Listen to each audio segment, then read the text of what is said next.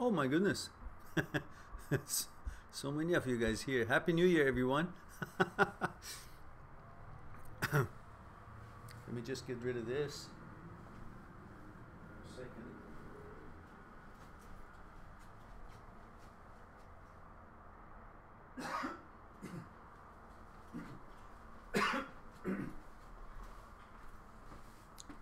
Sorry, guys. All right. So let's see who has made it through the new year. Jack says hello. Hello, Jack. David, hello. Hakim, hello, dear. Nasro, hello, dear. Avatar, happy new year to you too as well. And we have Jack says, did you celebrate the new year, Mehran? And let's happy new year, Juanpa. And we have Kazituta. He says why he's not the first. Well, probably you were celebrating still, Cassie. Safa says hello, hello. And Hussein, and then the rest. Okay, so happy new year, everyone. This is the first live streaming we have in 2019, January 1st, here in Vancouver, British Columbia, West Vancouver, British Columbia. So I wanted to wish you all a wonderful year. And remember, the year is pretty much bringing same challenges and hopes for everyone, but we can't stop whatever it is that we would not like to face with. It will still come. That's what life is all about. But let's do our best to deal with the challenges and focus and keep most of our focus on the good things that are happening in our lives and the projects and the goals that we have, things that we want to develop, learn, research, and achieve, and keep our eyes on the prize. And that would be the prize, to better our life and bring a better version of ourselves. And so on that, you can't expect a good year to mean that there will be nothing that you would have to deal with and everything would be smooth sailing. There's always turbulence when you take a flight or take any kind of a journey, no matter what kind of road, sea, land, or air you're traveling on. That the key is how to keep the balance of your ship, of your vehicle, of your boat. That's what being in control means. Otherwise, there's no way we can control anything in this life. As I said in one of my videos, I'm now 63. I've never been able to control anything in my life. Well, I thought I have, and I did my best to bring the best result for myself and for my family, loved ones, and affect the world in the most positive way that I could. However, I wasn't able to control anything. But what I learned was control really means just to become that expert captain, to be able to do your best, use your resources and wisdom, what you learn, to keep the balance of your boat. Keep rowing, distribute the weight, make sure that it won't capsize. That's all. That's what control means. Otherwise, we cannot control the waves and the storms and the wind and so on. They'll be there. What we can do is to be able to be that good, wise captain that could keep the balance of the boat, know about your machine, know about the mechanism of the boat, the vehicle that you're traveling on, and know how it works, which really comes back to knowing your own psyche, to know exactly why you feel the way you do, why you're affected the way you are, why you feel sad, why you shouldn't feel sad, or why you should feel sad, what is right, what is wrong, according to what is going to affect you and your loved ones and the community and society you live in the most positive way, and in general, help the world to grow. That would be perhaps steps toward bringing the best version of ourselves, and not to be too disappointed why we can't have everything the way we want. That's not the question. the point would be, how can we bring the best out of every situation that we face with, knowing and becoming an expert how to keep our balance. For that, of course, you know that you need to learn about your own psyche. What is thoughts? What is consciousness? What is fear? Where does that fear come from?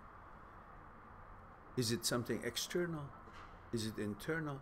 Who's responsible for it? What is desire? What does that mean? How is it born? What are the steps that takes, prerequisites for desire to be born? What is its relationship with pleasure? What's the motivation, the connection between the two? How about ego? What's the role of ego in our life, in our thinking, in our actions, in our desires? When we go after something, is it all ego-driven? Is it really pleasure-driven? Is it really what we really want to do? Or does it really help us as we think it does? Can we build a solid life and happiness based on pleasure? What is the difference between pleasure and happiness? Are they really ingredients and prerequisites of each other? All of these things will help you to know about yourself, your center, who you are, how you tick. What's the relationship between fear and your thoughts? What's the relationship between your thoughts and how you feel?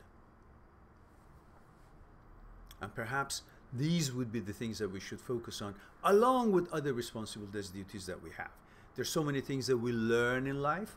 There's so many things we try to learn and be good at it. But what about becoming really good at knowing ourselves, who we are? How is our center put together? What affects it? How we can heal it, how we can protect it, how we can understand it and guide it and direct it. That's when then we would be able to think that we can solve our problems in most cases by ourselves. So hopefully in achieving these goals that will help the quality of our life, you will have a chance to check my site, mindthatseekstruth.com. Click on the books, look at the videos that explains each book, short video, look at table of contents of each book, and then click further and read a sample chapter. See if it helps you, see if the topics are things that you could be benefiting from. Then acquire the book, put it in your library. If you can't afford the big one, the one that is in print, paper version, they're expensive, yes, but they're heavy, they gotta be shipped, and shipping is included. If not, same book, instead of $100 is like $5.99 or $6.99 in ebook version. Get that, have that available to you, read it. Me, My Psyche, and I highly recommend it. Transient Thoughts and Me, I recommend if you have things in your head that you don't know where these thoughts coming from. What do they mean? Do they define me? What do they have to do with me? How can I manage them? You have an understanding of it. These books are written in very simple terms, just like I talk. So it's not difficult to understand them at all. There are no buzzwords in them. It will help you because it comes from someone who has studied and learned the functionalities and nitty-gritties of what these processes are and how we end up feeling and thinking that way. So, Me, My Psyche, and I, Transient Thoughts and Me, and of course the Breakup Pain Handbook, the bigger book, which you can find all that information in the YouTube videos, plus all the YouTube videos, about 1,300 videos at the time and counting, plus all these live talks, plus the fact that you can go on my site, mindthatseekstruth.com, and click on Talk to Me for consultation. Well, that will give you a direct link with me so we can discuss what's concerning you on Skype, live, one-on-one, explore it together. So I'm one Skype call away, and I hope that you guys will be able to use all these resources to help yourself out of that little muddy pit that you've parked your car in and sitting there and crying and sobbing and thinking that the world has come to an end because your relationship didn't work out. A big deal. You're much bigger than that. You are the reason that there was a relationship. So you come first. You are the instigator. You are the one who can be in control, not the relationship. You're much bigger than your relationship. And then go on and find far better and superior, suitable, a better match with more compatibility and harmony for yourself. And keep learning about your mechanical processes, orders, old orders, new orders, how to create an order, and then be the master of your life as much as you can help it. All right, having plugged all that and wished you a wonderful new year, now let's get on with to see who we have here for our live talk today. So we continue with Hakeem from, by the way, guys, you know, I wonder why this good microphone that I used yesterday didn't work. Would you help me to check it out for one more second? I'm gonna just connect it to that, and you guys tell me if you can hear me or just see my lips moving and no hearing. Because to me, it's weird why it wasn't working. I wonder if I did something wrong. So just tell me yes or no. That means it is working or not. I'm going to switch it now.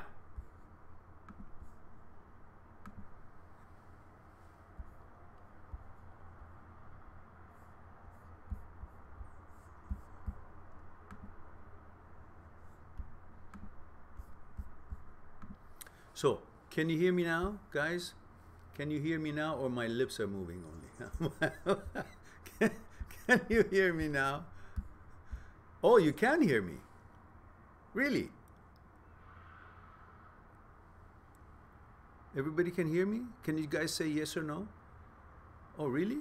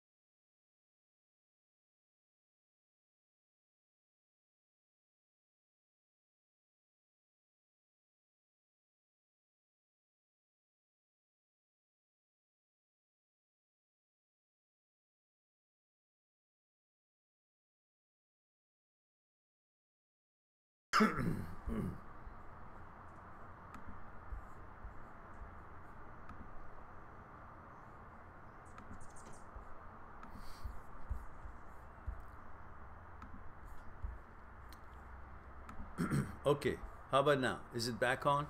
Can you guys hear me now? Is it all good now? Guys, can you hear me now? Yes, yes, yes, yes. Okay. All right. All right. All right. Well, this was my new microphone, which is a very good one, but I think I will have to know what I'm doing wrong, and I'll have it. I'll get another one, or figure out what to do with this. So.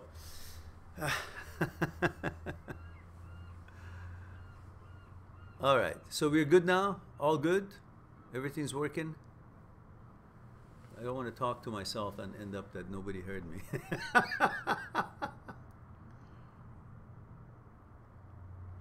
So what was it at first? You guys could hear me, then you couldn't. Hello, Gary. Good to see you, dear. Happy New Year to you. If you missed it, I'll put it up and that recording. Okay, so where were we? Let me just see who is here. Ibzi, M.A., Lucas, David, Preston, Gary, Grace,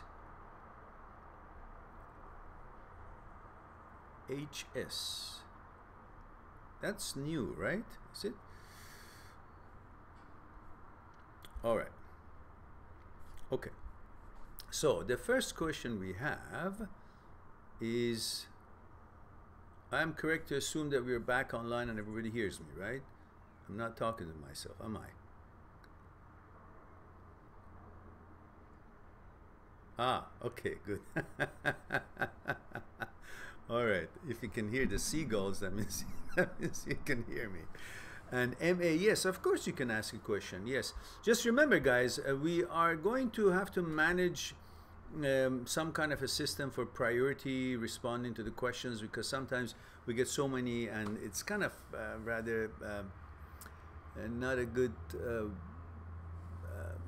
solution if we keep going for like 5 hours or 4 hours or 3 hours. So I'm going to cut it shorter and hope that to be quick to answer, or maybe you guys come up with a way that we will know who will get priority when there's so many questions, so we can get to them. So we start with Hakim. And still you guys can hear me, right? All good. Hakim says, 26 Canada. I'll ask my question now, since yesterday you only answered half of it by mistake. Really?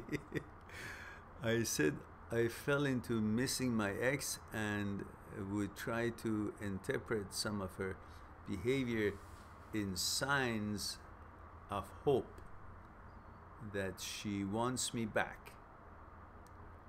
How to stop? I did answer that. I did answer that. And unless I have detail of those signs of hope, I won't be able to be much help, because I can't analyze what that you're referring to, what signs you're referring to.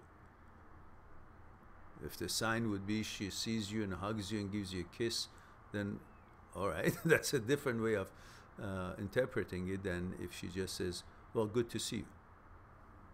Okay, that's just being nice.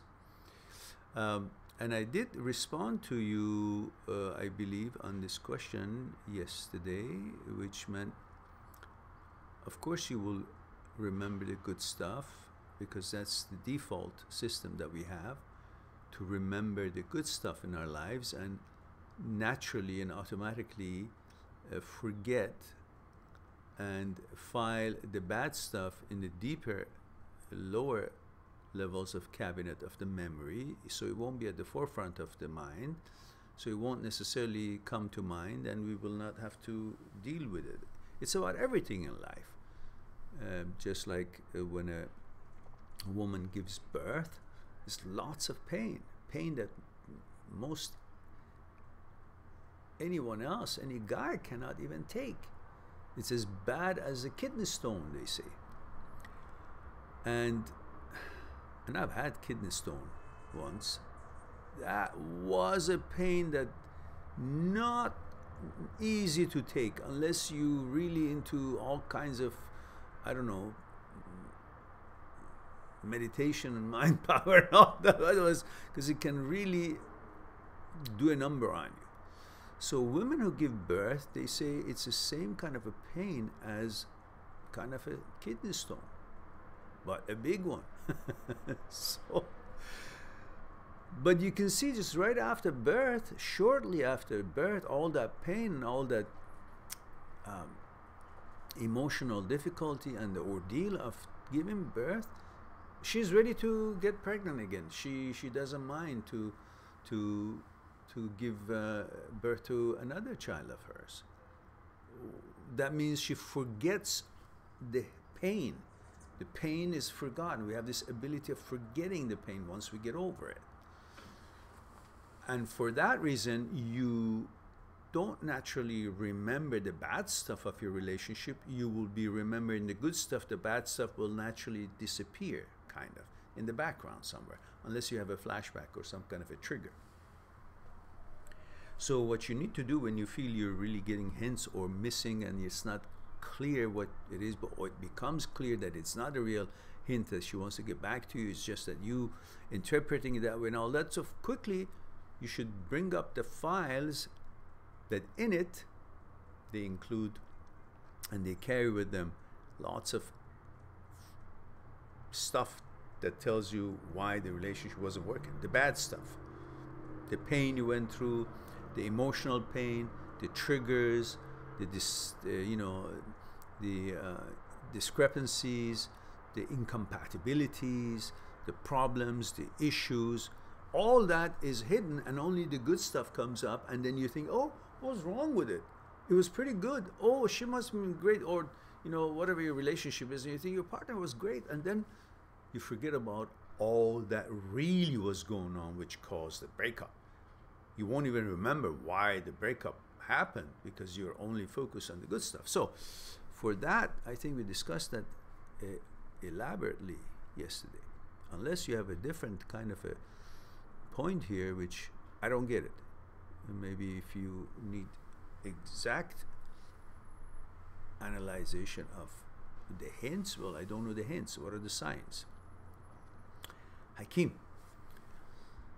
So, Ibsy Ibs says, hey Mehran, I'm 24-year-old from Canada. Oh my goodness, we're being run over by Canadians. What's going on today? 2 in a row? Unbelievable. Unheard of. Especially that I'm here in the West Coast and you guys are here over there in the East Coast. Not used to that. I'm only used to clientele and friends from across the ocean. Apparently more people in UK and Germany and Middle East and all over the world, Sweden, Norway, know me on our channel than our own Canadian public right in the backyard. But anyhow, delighted to hear from you guys, fellow Canadians. Ibsy Ibs says, hey Mehran, I'm 24 years old, Canada, Toronto. I want to know, how can I get my self-respect back from my ex? It's not with your ex. Your self-respect is with you, it's not with your ex. Get my self-respect back from my ex. I texted her, oh I see, too much asking if she wanted me back. She said, friends or strangers.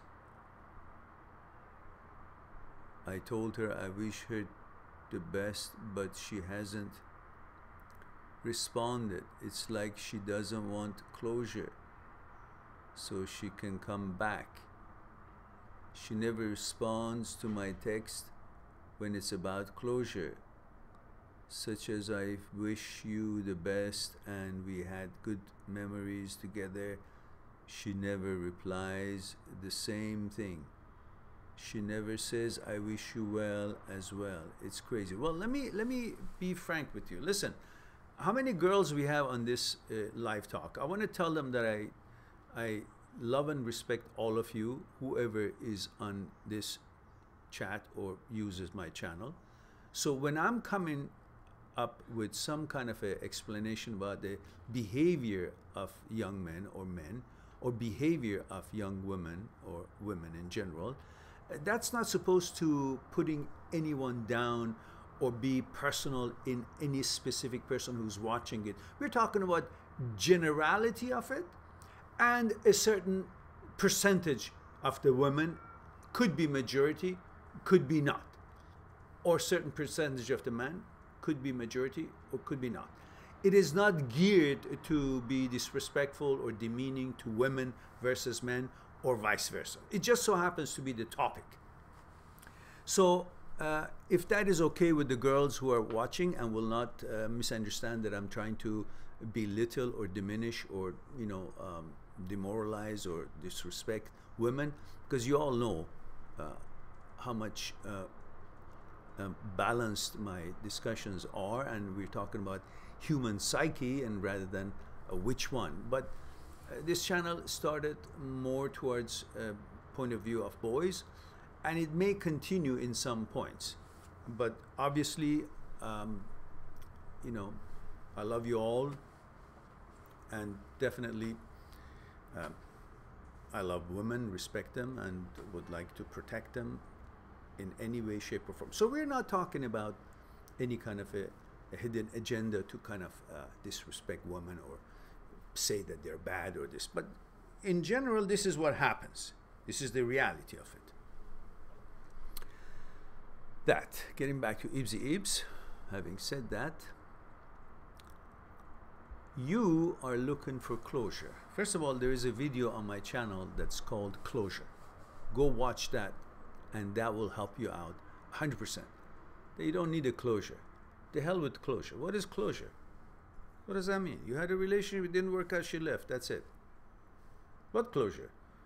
What are you sucking up to her for? What do you want to say? You left me, but I'm still good. Please come back to me. Let me be with you again. But you don't want me, but let me be with you anyhow. What does that mean? This is how you're diminishing your own self-respect. Secondly, or thirdly, she doesn't give a shit. She doesn't respond to your text because most women, this is what I was referring to, most women, not all, most women, when they break up with a man, they just want to erase that memory, like they never slept with him, they never loved him, because they think now they got somebody else that they want to pretend that, oh, no, I am, far better than I think I am, and that means I've never even been in a relationship that I wasn't appreciated enough, or it wasn't working, or I never made a mistake, and I never slept with anybody. In fact, I'm a virgin. If that's something that is important in their mind, they think, some women, they think that's the kind of persona they should present because the guys are looking for some girl who's never had an experience with somebody else, or not as much, and they kind of, put a damper on it, kind of cover that up. So when they break up with you, they want to have nothing to do with you, as if you didn't exist. So they're not looking for closure with you if they initiated the breakup. You're looking for closure because you kind of feel rejected, and you feel like your ego is tarnished, and you got to protect your ego because you think your ego is more important than you are, and your ego is driving your life instead of you driving the ego and telling the ego to shut up, stay there. You're not important at all. I am, and I don't care, and I'm okay. She left, she left. But you now, you want to go after her and prove to her that you, who broke up with me, you really didn't want to break up, and you still think I'm really great. Am I great? Did I do a good job? Was I a good boyfriend? I was, wasn't I? I slept good with, I did a good job in bed, didn't I? You just want to get affirmation from one end to the other and never want to let it go. Understand, she doesn't give a shit. When they break up with you, they switch. Mostly, again, mostly. They switch. They don't even see you because they are somehow trying to tell themselves that I never went to bed with this guy because I don't want him now. Therefore, I should have never done it. They have a characteristic that they switch 180 degree. 180 degree of what they did because they don't want to recognize what they did was okay because they had certain kind of understanding, compatibility at a certain point. Now they've changed, and that's okay. But they just want to erase the whole thing as if it was something that they don't even want to remember that they were part of it, and they were part of the relationship.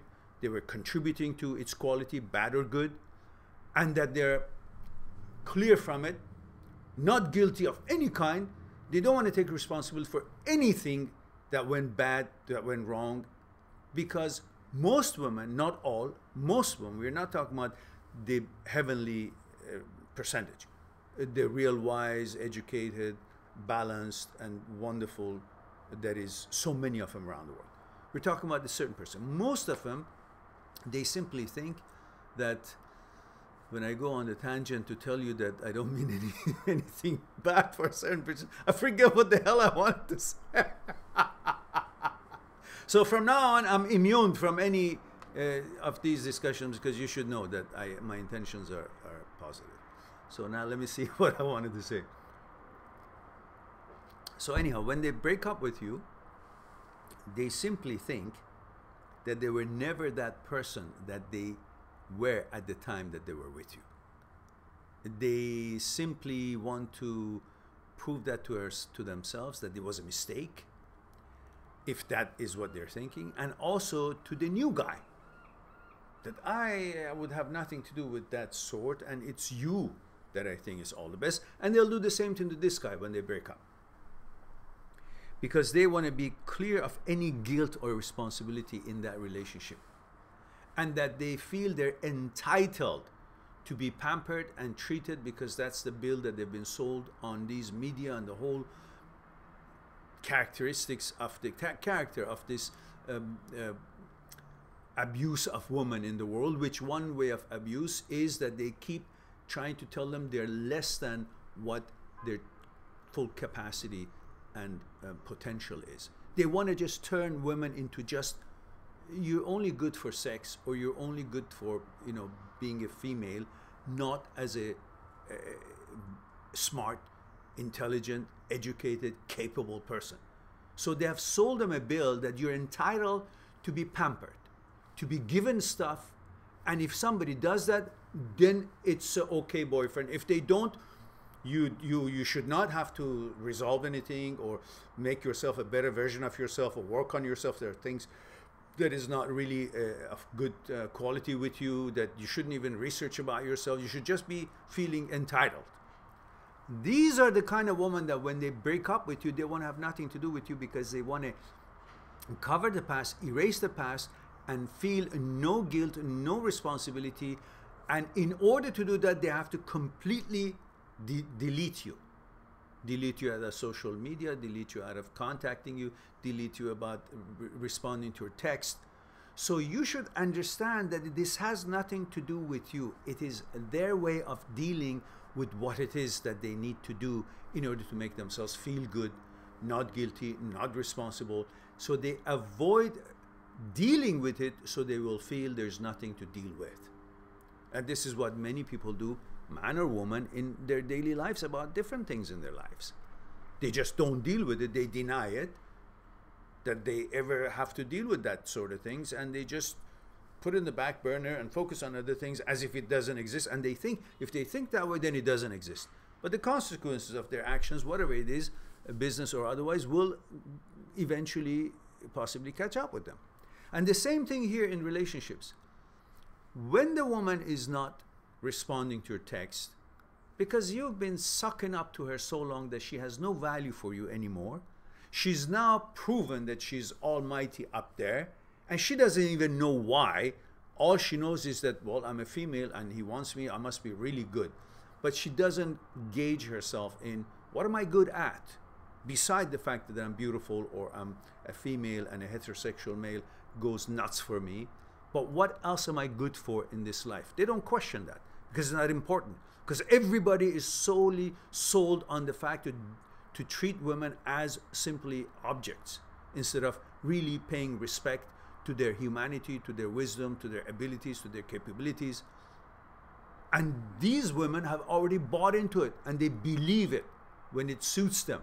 So they actually believe they don't have to do anything for themselves. They don't have to educate themselves much if they're pretty enough. And if the guy is really texting them and they have now proven that, oh, he's coming after me, and, you know, they're going to see where the grass is greener, who is providing more or can, you know, give them more stuff. These are the kind of women. So your problem is not self-esteem. Your problem is you selected the wrong girl. You selected the wrong women to bond or establish a relationship with. You selected a woman who thought of herself nothing more than a physical entity. And you went to her not expecting anything more than her beautiful physical entity. And that's why the problem starts. It started by your selection, started by her mentality and what she thought of herself and what you thought that you should expect from a woman when you select for a relationship, and continued through the relationship. And when it breaks up, she thinks that she doesn't have to respond to you, closure you, be a nice human being, or discuss anything, or resolve anything, because she believes she's got everything that there is for her to need in order to provide for herself a good life. And a good life to her is a good boyfriend, a good husband, someone who is going to pay for things, because that's what she has been sold on, that is the limit of her thinking about herself. And you've bought into that too, That's why you think she's higher than you. She's so wonderful. Why? What has she accomplished in her life that you think you want closure from her? Please tell me I'm good. Or let's get back to why? Why you want to get back to her, together with her? Because you only think of her as a sexual being. That's it. But if you really respect women, you will select them better. You look for more quality in women in order to have a good relationship. And then you will see you can bond on levels that you never thought. And they will not be kind of behaving silly in the way that it will be unreasonable, or you can't discuss things or communicate with them. And if it breaks up, it will break up properly, and then you guys discuss things, have certain kind of understanding, and so on and so forth. So it's all about that. It's got nothing to do with your self-esteem. Your self-esteem is with you. What do you want her to say? Who do you think she is? Some kind of a wizard?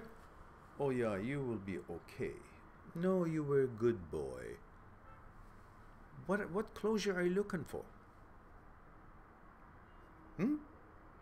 So this is what you should understand and move on. Don't look for answers in her and the one who doesn't respond to your text. Get the clue she's not interested to even talk to you. And you should have enough self-respect for yourself that, hey, I don't need her to tell me, you know, I'm a good boy or not. I know I've been a decent guy, never abused her verbally or physically or any way. I've been a good boyfriend. And she decided that way. Okay, then what can I do? My self-respect is still with me. Nobody can take that away from me as long as I continue respecting myself. So if that's clear to you, why do you want her to text you back? What do you think?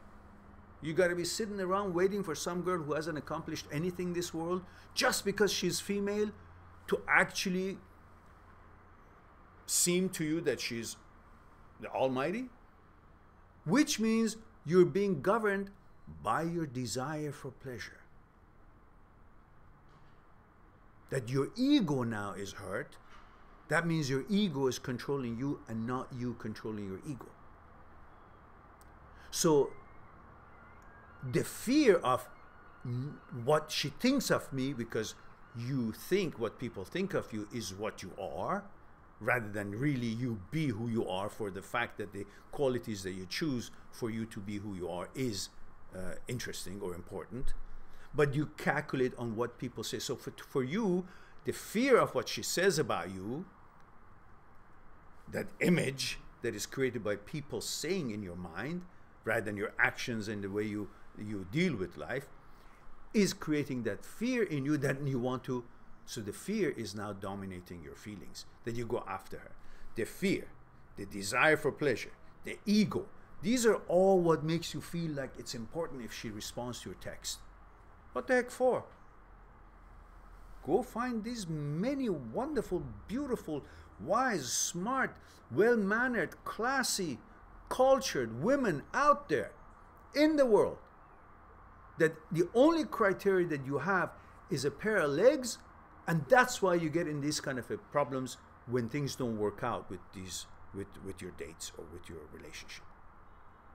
If you select well, expect more from a woman that you should, because they're intelligent, capable, classy, well-mannered,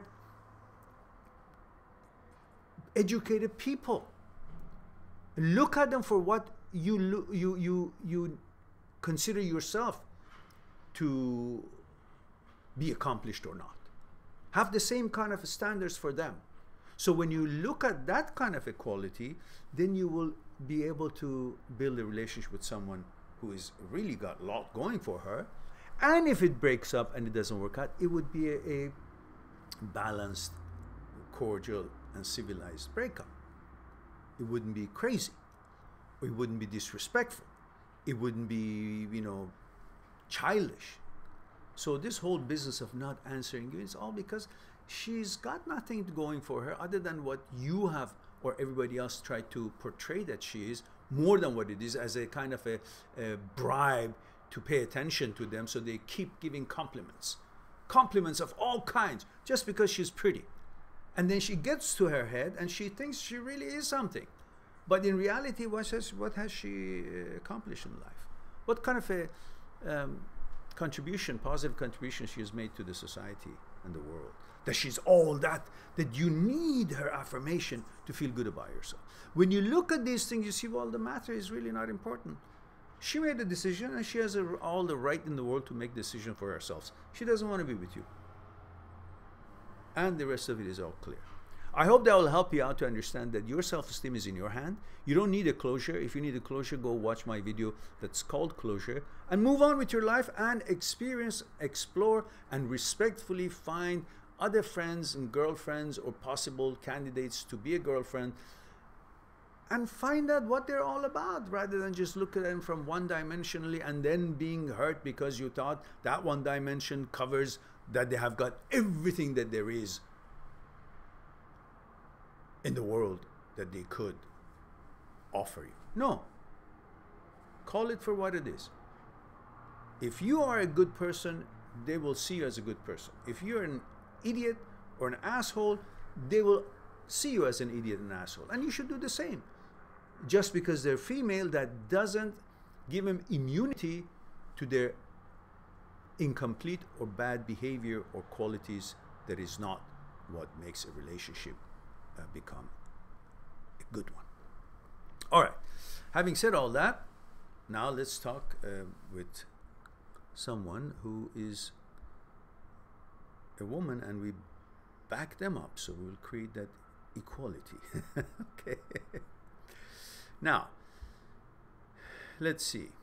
The Rodfather. So that's my clue, I guess, because there's a super chat. That means go to my question first. I'm learning. All right, let's see where the Rodfather is. All right. I don't see it. Where's Rodfather? There it is.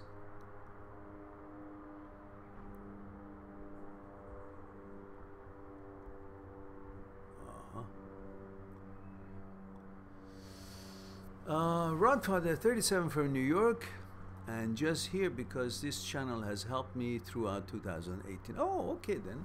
Thank you very much. And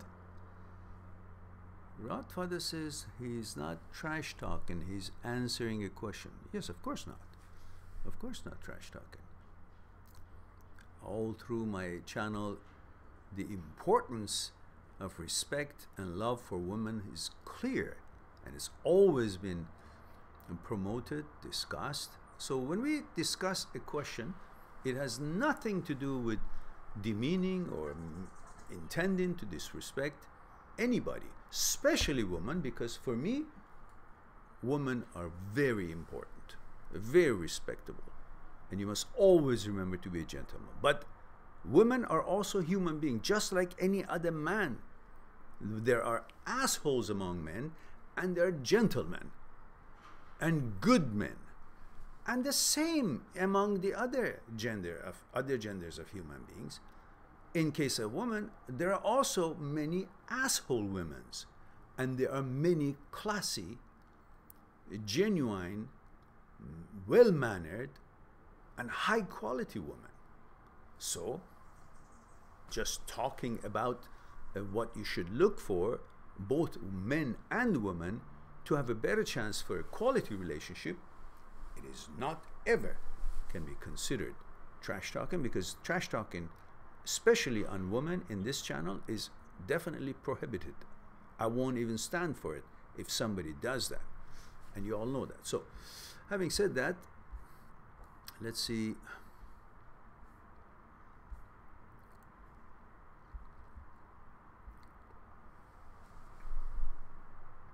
Jack says, did you celebrate the New Year, Mehran?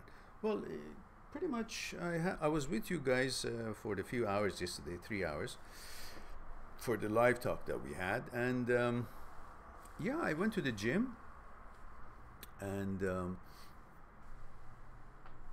I enjoyed a good workout, came home and had something nice healthy to eat, and watched movie. Then I watched some programs on YouTube and some Netflix stuff. I enjoyed myself and thought about certain points of discussions for you guys. Listened to some of my own live streams, points, and trimmed some of them. Yeah, just pretty much it. Answered emails.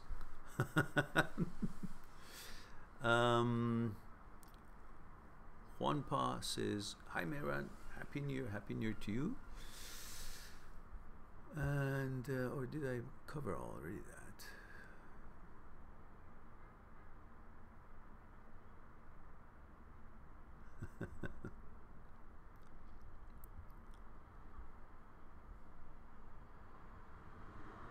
Nasro says, Nasro 21 from Atlanta, New Jersey. Hello, Nasro.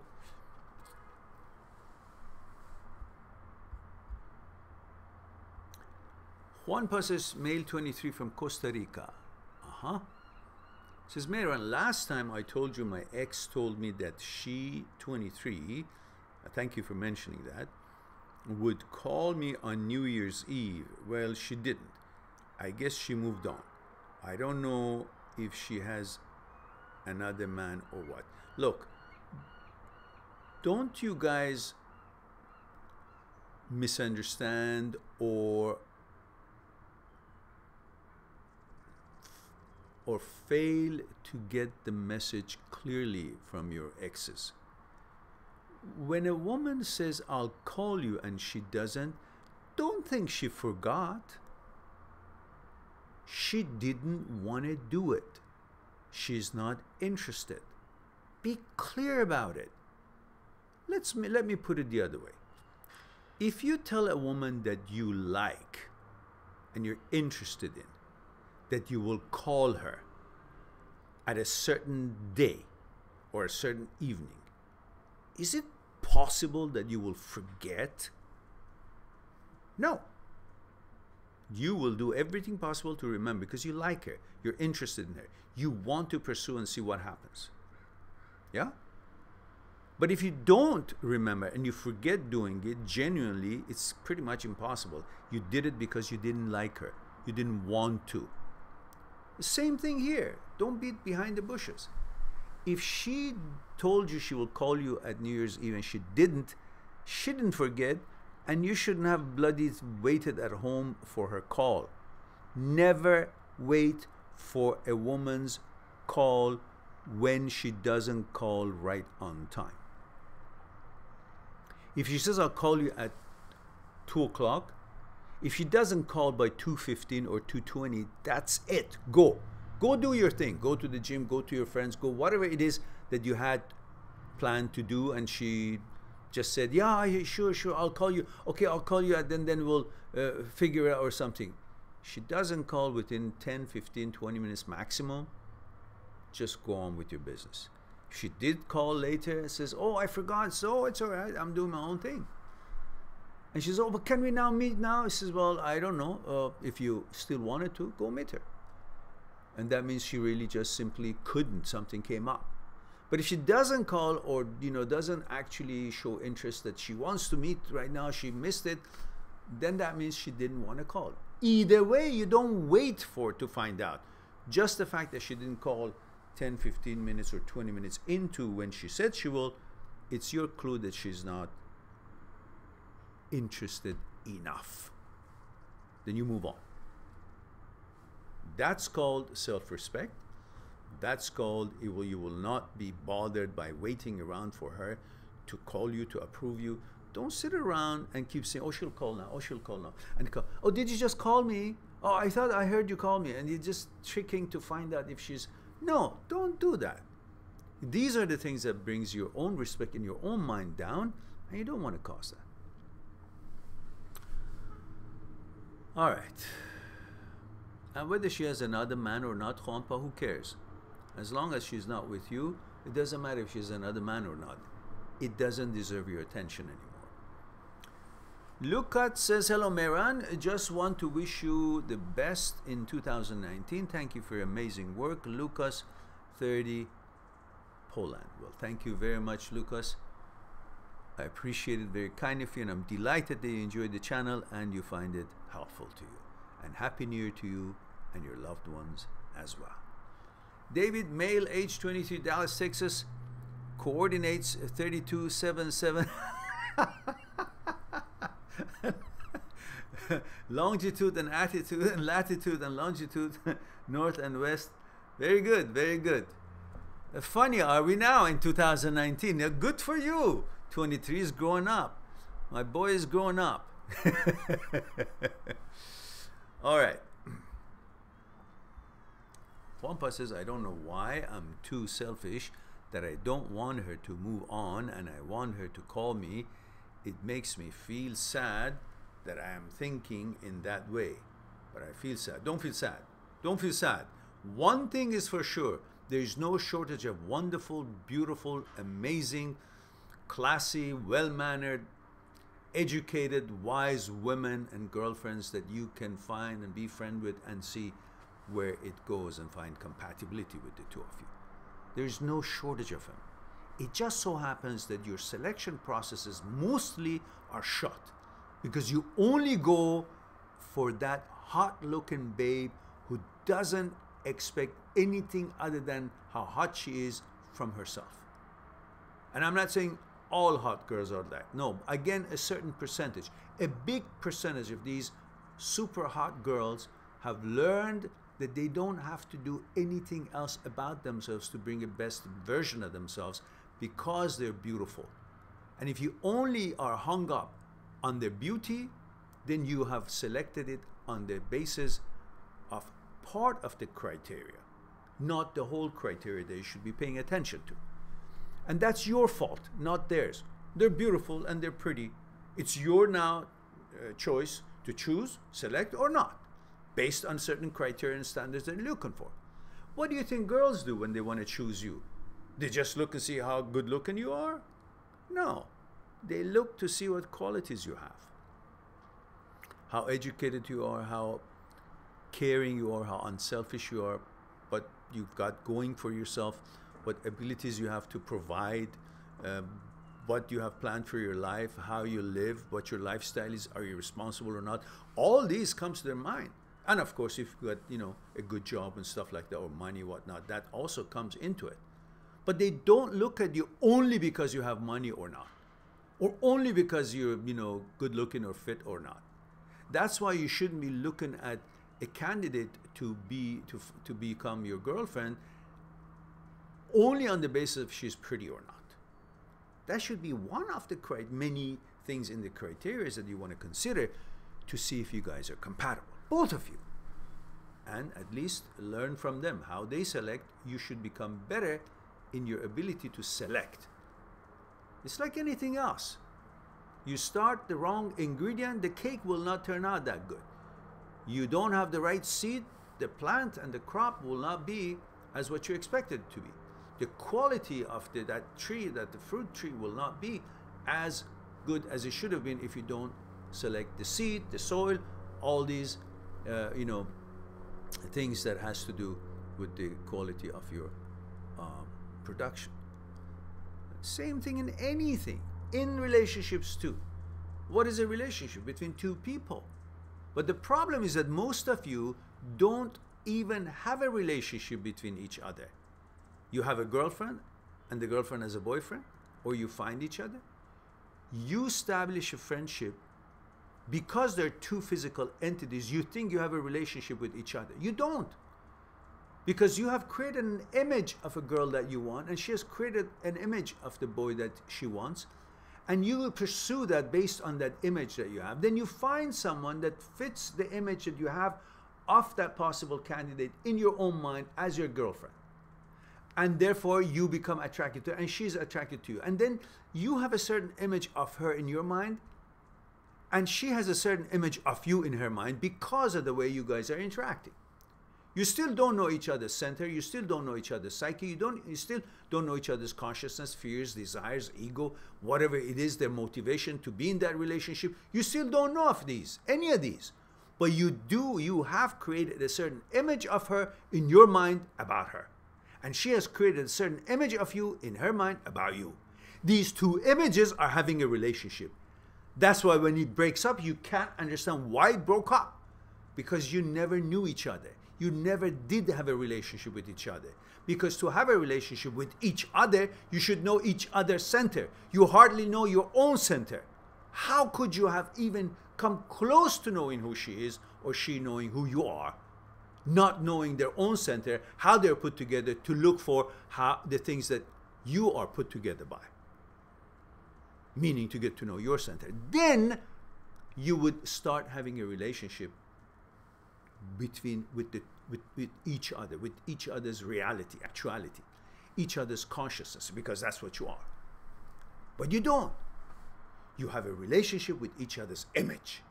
Those images are not you. As you know, images are being bought and sold on a daily basis by us in a second. You go to a store, you have an image of a shopper. You're working in a store, you have an image of a clerk. You're riding a bus, you have an image of a bus, a passenger. You drive the bus, you have an image of a bus driver. You go to school, your image of a student. You teach a class, you have an image of a teacher. You come to your parents, you have an image of a son or daughter. You talk to your husband and wife, you have the image of husband or wife. You talk to your children, you have an image of a father or a friend. These images are based on what you need them on your daily basis, and you use them and you throw them out. You go to a shop and you have an image of a shopper. You come and drive a bus, suddenly you're no longer a shopper. You have an image of a bus passenger. You get off and go to school, no longer a passenger of the bus. You have an image of a student. And all through, you go see hello to your mom, you have an image of a son or daughter.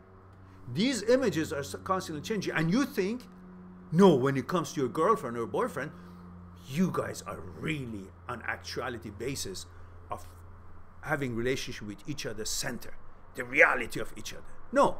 Again, there's another image of you interacting with the image of what you have of your partner in your mind.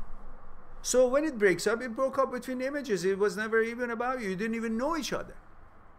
That's why it is very important for you to be aware of all these things and then select your candidate for a partner properly based on knowing each other and having an interaction and relationship with the actuality of each other, with persona, with the center of each other, not the image of each other. That's going to be a long haul, but that should be the goal. Now, having said that, let's move on to Nikki. Nikki says, hi, Mehran. And with all kinds of love. Well, thank you very much. I love you too. And thank you very much for your kind hello. And I wish you have a wonderful new year. And glad that you're here among us to explore this together. Sirius says, you make sense, sir. But to reserve the error of conceptualizing myself to be real has to be countermanded. I would like to Skype you. I love that I'm the reason for my having my past relationship. It's empowering, but not in an egoistical way.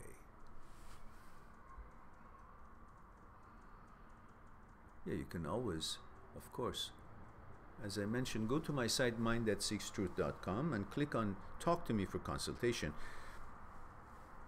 and then simply take the package that you like. As I mentioned, up to 1 hour for the short while, I will give you 2 hours. In other words, if you get 30 minutes appointment, I turn it into 1 hour, and if it's 1 hour, I turn it into 2 hours. That's where it stops. All the other packages are already discounted heavily. And soon, once my new site is up and running, which will be pretty much within a month or so, I will not have the 15-minute consultation or 30-minute consultation. Because we all know that 30-minute consultation never gets anywhere because it's just the beginning. And so there will always only be a 1 hour consultation package, and then the 5-hour and 10-hour. Maybe we just leave it at that. No more packages. Very simple, making it more simple. And the books, the e-books, again in the new site, it will not be all packages of, if you buy 3 of them is $15, if you buy 2 of them is $10, if you buy, it'll just be individually. It's $4.99, $5.99, or $6.99. It's very cheap. Doesn't need to be cheaper than that. So no more packaging. It's very simple. No more bundling. It's very simple, and it's already heavily discounted. The same $100 book is being sold for like $6.99 or $5.99. I think it's already good enough because it's ebook. So no need for this. But until then, anyhow, yes, you get an appointment with me, and up to 1 hour, I will double it. But we definitely need an hour at least. All right, now we go to David. David says, yes. Yes to what, David? I don't know. Ibzi Ibs says, yes, we can. Oh, okay, that's about hearing me. All right, I see. David says, sounds the same. All right, let me go.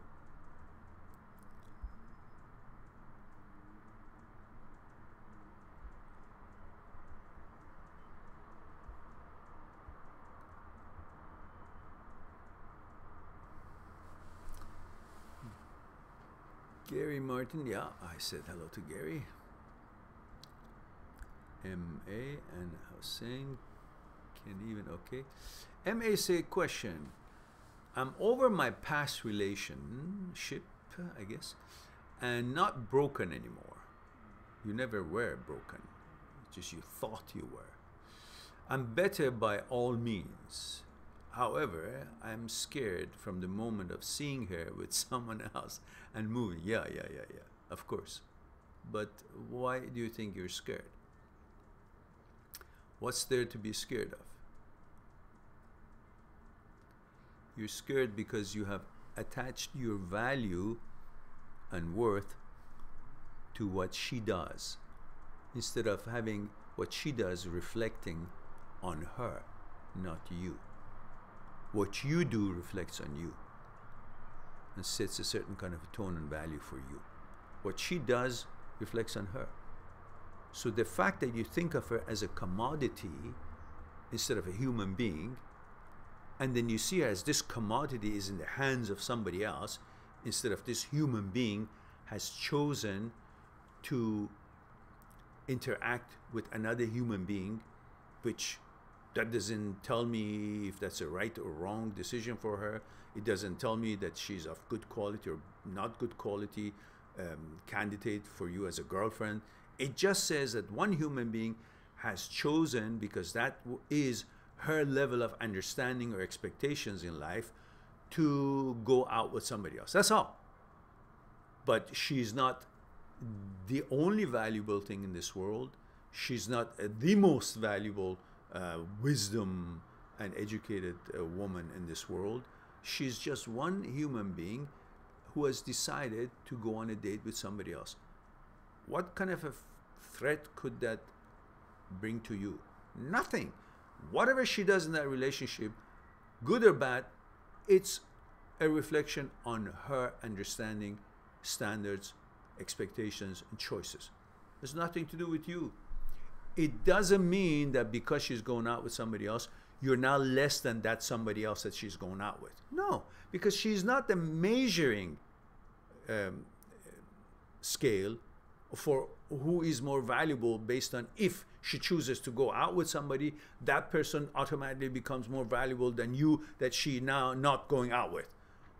What kind of a measuring system is this? That one person who is just as put together as you and everybody else, one person who's just as needy as you and everybody else in this world, can actually be the source of measuring for you if you're good enough or not, or valuable or not. It's like saying one piece of gold can be used as a measuring stick for all other pieces of gold. They're all pieces of gold. What's the difference? How could this one being placed with the other piece of gold, which is exactly the same, is going to cause other pieces of gold become less valuable? You take this piece of gold and put it close to this other piece of gold. Does that make the other pieces of gold on the other side of the table devaluate in their value or characteristics? No. So why is it that you think a decision of one woman to choose one other man versus the other men or the other man would actually decrease the value of the man that she didn't choose? On what basis? Because you are only focusing on what pleases you, gives you pleasure of sex and intimacy, is what determines your value, capabilities, standards, education, hopes, aspirations, goals. Everything describes you. So that means pretty much you think your genitalia needs describes you.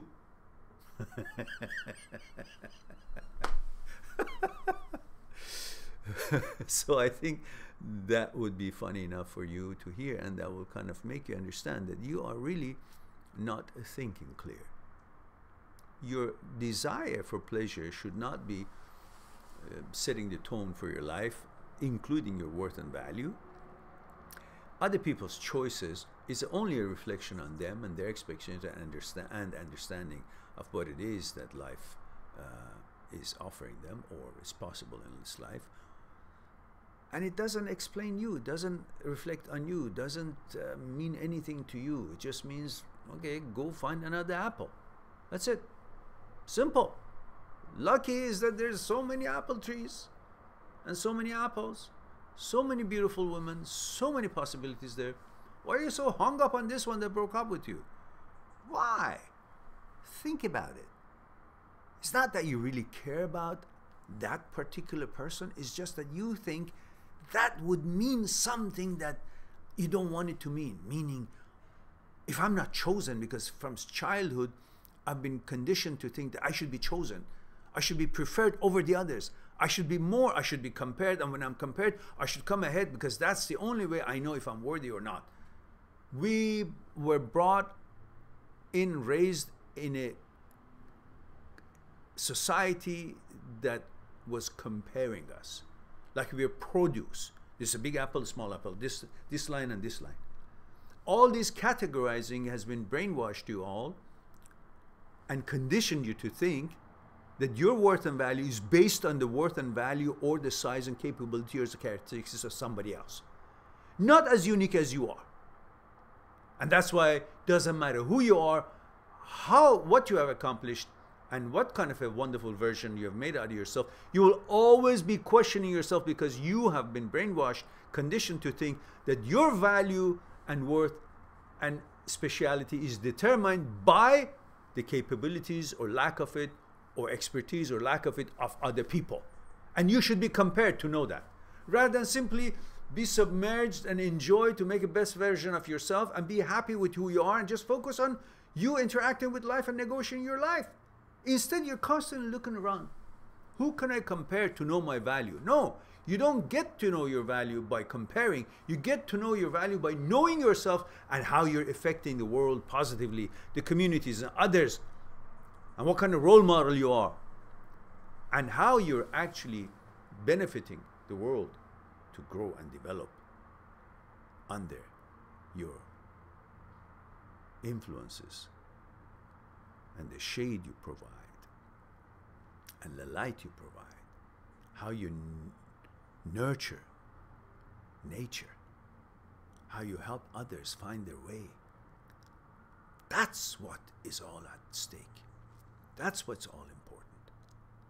Instead, you have reduced and condensed the whole measuring skill of you, who you are, what you are, by comparing other people to yourself or you yourself to them, and specifically by which guy, certain girl who you really don't know anything about, what characteristics, what wisdom, what she has accomplished, what not, just because she's a female who she has chosen. If it's you, I don't have to do anything. If she chooses you, do you actually think then you don't have to educate yourself, you don't have to work, you don't have to do anything anymore because she chose you, therefore everything is now yours? No, you're still the same idiot that you were before. You still have the same challenges and responsibilities ahead of you. You still got to attend to whatever it is that you got to attend. And the laws of achieving whatever you want to achieve is still the same.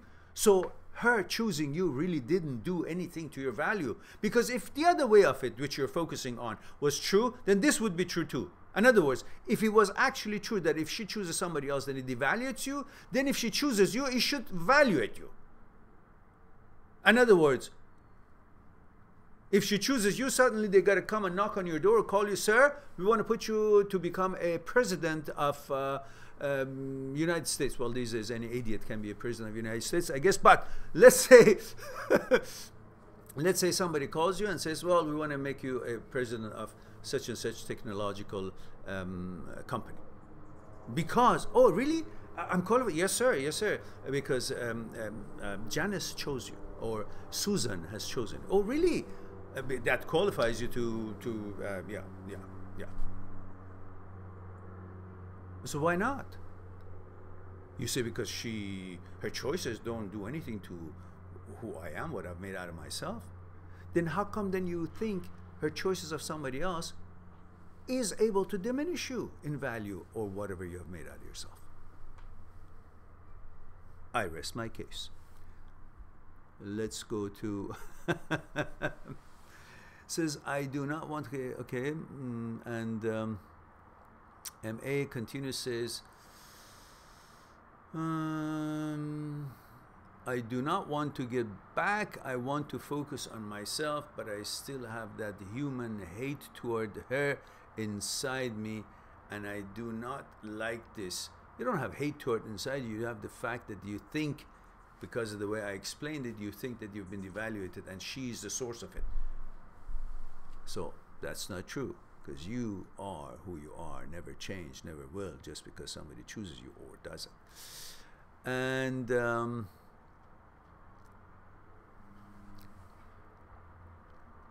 okay, so now we can go on to Sirius Office 63 from Pasadena. Oh, wife left me after 25 years. Okay. 63, 20 years, 43, 5 years, 38. So you were 38, you got married, and she left you after 25 years. Feeling very hurt and angry. Yes, of course. Because obviously she was what, younger than you then? She was probably what, 30, 35? So she's now really something like 56, 55 to possibly 58 or even the same age, right? So really she's not like spring chicken either, but you're angry because your order has changed. You and her had created a certain order by certain mechanical processes that you were engaged in for the past 25 years, good or bad, certain things you would do, certain places you would go together, certain activities and norms that you had created. Through those mechanical processes, you had created an order of life. And through that order, your mind had found security. Mind finds security through order. Orders are established through mechanical processes that we all are engaged in one way or another, by doing different things that we do. And that order that your mind had found security in was created by in tandem by your partner together. And now that she's not there, the order is broken. So what you really feel lopsided or somehow feel unbalanced is because the order has changed. But remember, before you met her, you had an order on your own. Without her, you created that without her. Now you're on single, again, life, and that'll take a bit of a time for you to get used to a new order. Once that new order is established, you'll be fine. And that may take a little bit of time. And of course, a long haul, 25 years, it may take just a bit more time than usually it would. And he says, not to mention lost. How can I move forward? Remembering the good is hard for me, and remembering the bad is bad. Yes, I know. The pain of love. Yes, you're correct, and you're quite intelligently put it. The good is hard for you to think about, to remember it for many reasons, and the bad is actually bad to think about because it makes you angry. But you should focus on the process of this rather than the good or the bad or whatever. The process is this. Your mind, as we talked about, created an order through which order it found security. The order was created by the mechanical processes that you guys were engaged in. Each individually, but affected each other's mechanical process. So together, everything that was created together. Now you have a hard time to keep that mechanical process going as it was. Therefore, it cannot manifest itself in the order that you are used to create that security that your mind is seeking. So that's why you're off balance. But give it time and understand that life is not summed up in your wife, in your relationship, and the fact that whatever memory you have with her is of no use because you can't build anything on memory when things break up. And they're only just like videos that you have at home stored and you watch them. They're not real, no actuality to it, no use to it, no reality to them. But you still have the opportunity to build new movies, new theaters, build new things, new mechanical processes, brings about new order eventually, and the new order brings that psychological security that your mind is seeking, at least to a level, and then you will begin to be balanced. And when you're balanced, you can see the horizon better, most level, the field of vision will increase, and the possibilities and the things that makes you happy will naturally start rolling in, because you are now in tune to focus on what brings you happiness rather than so focus on what happened. What happened doesn't matter. It happened. What and how you're swimming is what's important, and how it safely gets you to shore. So focus on that, right? You know, it's no different than you're traveling from one island to another island in a boat, motorboat. And in the middle of it, the motor doesn't work anymore. Holy shit. The balance of the boat changes. The rhythm of it changes. Your order, which was, you know, the mechanical processing on this boat and doing certain things for the engine to work, it changes. You can't do any of that. Therefore, the order that you had, because of all that system was a go, is no longer there. Now, you got to create new order. Got the rows, get the oars, sit down properly, and start. And every time he says, oh, fuck, the engine blew. Shit, the engine is working. Now I got to do this. How am I going to do it? I just moving it around. But after a while, if you keep focusing on, let's see how I can properly use these oars. And let me roll. Let me just focus on that. Keep my balance. If you focus on the mechanical processes necessary to keep this rowing effective, you will be focusing on the balance. My core muscles should be not so moving back and forth when I do that. My back should be straight. So I got to pull this now, good. And then breathe and do this and focus on how to do a proper rowing. Once you are focused on that, you've created a new mechanical process. And the rowing actually begins to make you see that the boat is moving. And it's moving with less oscillation. And then you can begin to bring your head up than just focusing on what you're doing. because what you're doing becomes automatic after a while, and you begin to see more of a distance, and you can start now deciding how to move the boat toward your destination, focusing on the progress you're making and the things that you still got to do and responsible for, and the progress, and it brings you a little satisfaction and happiness and accomplishment, brings you more clarity and confidence, and then eventually say, okay, I did it, man, I'm here on the new island. Let's go see the hula dancing. Pretty much in a nutshell, you'll be okay, serious. You're not the only one that this has been developed in his or her life, and these are part of life. The good thing about it is that you are the master of your life. You are the initiator and the architect of your life. You architect it that way, all right?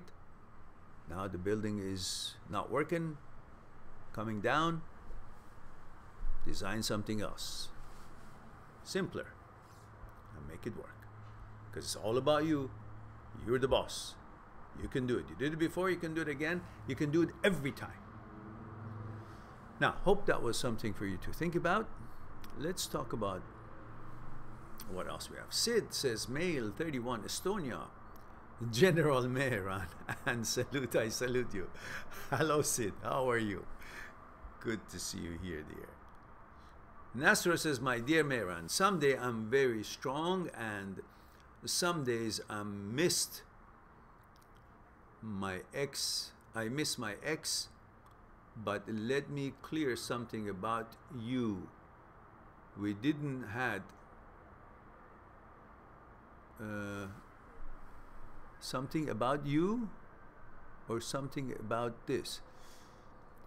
We didn't have sexual relationship because my faith believed we cannot have sex. Oh, I see. Okay. Well, you didn't have sex. Doesn't matter. Maybe that's why. The guy went somewhere else to eventually, because sometimes men are, look, I don't want to discuss that in a way that could possibly promote or suggest or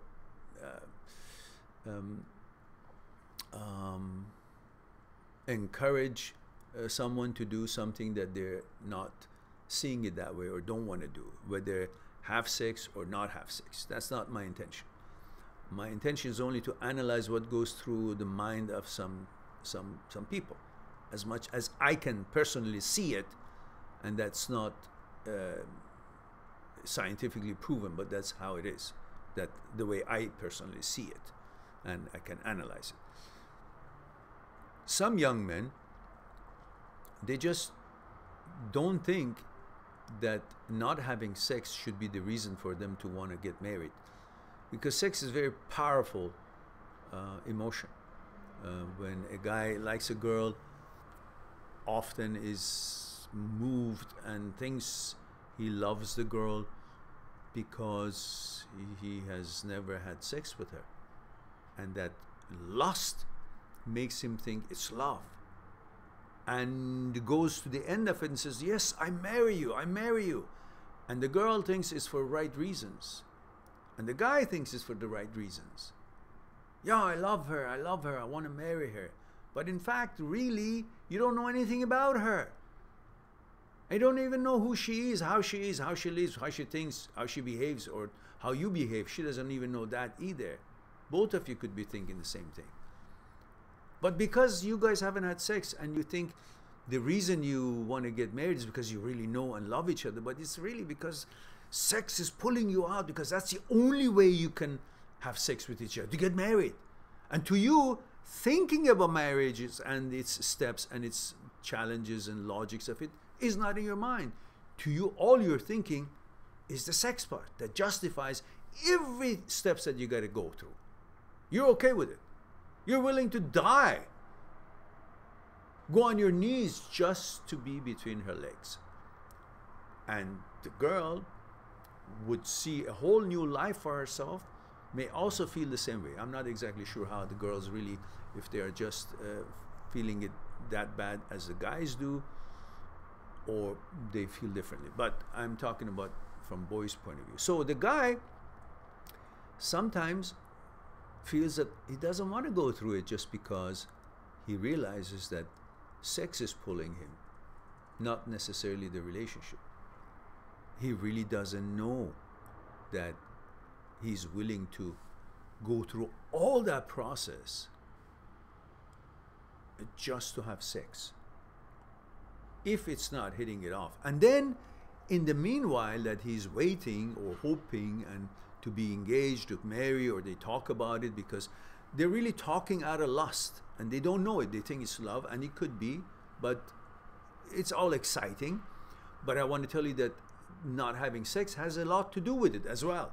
It's not just that they're really perfectly fine-tuned and fine with each other and matching each other. It's also because there's an element of excitement, of possibility of being together, the whole romance of it, the whole idea that has been tabooed all the time. That has a lot to do with this decision of getting married. Now, in the meantime, while they're thinking about it, the guy finds another girl who's actually open in that mentality and says, yeah, we can have sex. And the guy at that age, that's really the most important thing for him is sex. So if he can have it with some girl that is willing to give the sex before marriage, he's going to move to that and enjoy that because he's already getting that. And then he knows that he's actually not really marrying the girl because of the sex, because they already had sex. But the dilemma of it, some cultures, is that the girl and the guy think this way, let's say, and they say, okay, why don't we just have sex and then see if we still like it. But then if they have sex and they, after a while, they break up because of the culture in that neck of the wood, the girl's going to say, holy shit, now I've lost my virginity and everybody's seen me with this guy. And now, you know, that they had sex, and says how the society is going to accept me. Or some other suitor, some other guy is going to actually fall in love with me or marry me and not brand me with the fact that I've gone against the norm of the society or religion or whatever it is, traditions. So again, I'm not saying it's good to have sex before marriage or not good to have sex to have sex before marriage. That's not my point. My point is the analyzation of what comes to play in such cultures that sex before marriage is tabooed, and why some guys move toward another girl while they're promising to some other girl marriage. And sex has a lot to do with it. And of course the consequences of it too. So there's no promotion or encouragement here, it's just discussion of the topic and its benefits and its risk, pros and cons of it, or how it affects people who are in a certain kind of a culture or religion or a relationship. I hope you understand my intention here. So maybe that's what happened. So Mo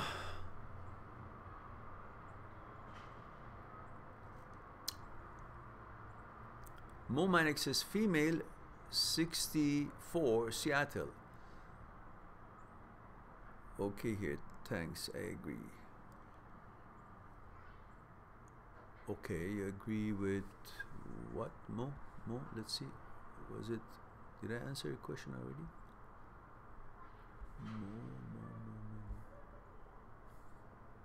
I don't have a Mo.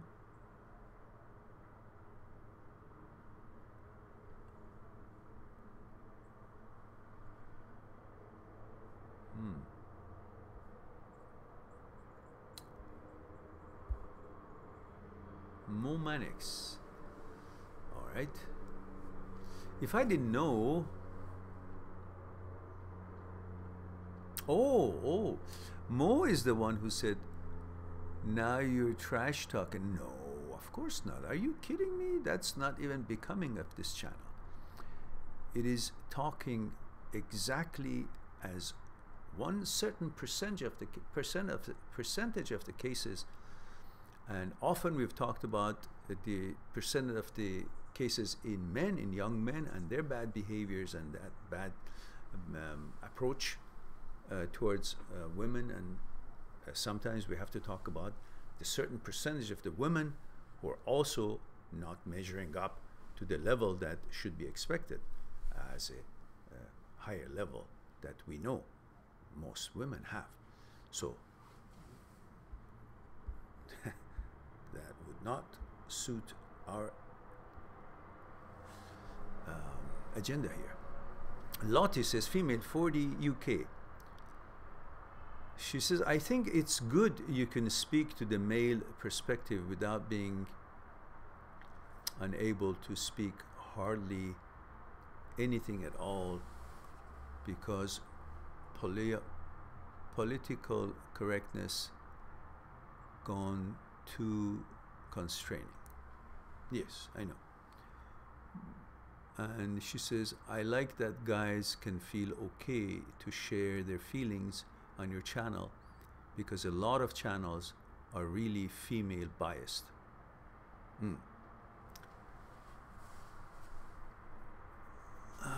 And Mo says, ouch, stop the trashing of women. There is no trashing of women. I guess you're watching a different channel, or you're not listening at all.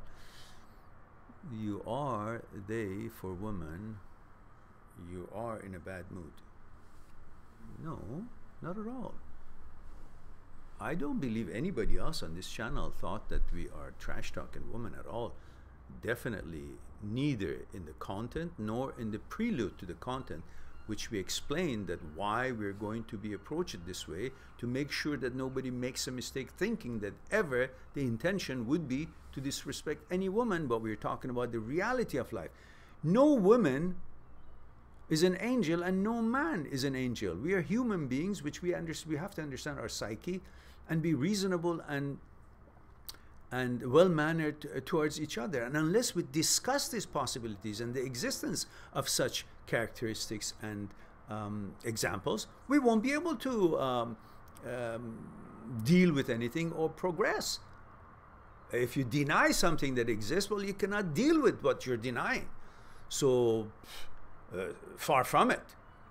I find that quite unreasonable to assume that any of our talk here has been aimed to belittle or disrespect or trash talk any man or any woman, especially woman, because it's just certainly not within my character to attempt to that. But if we want to expand our understanding and develop, we must analyze, ponder, look into the psyche, and look into the actuality of what's happening around the world. We can't just say, okay, yeah, there is no dog shit there, so everything is good. No, we gotta see it, clean it, and put a rule that no dogs shouldn't be shitting here. If they do, clean it up.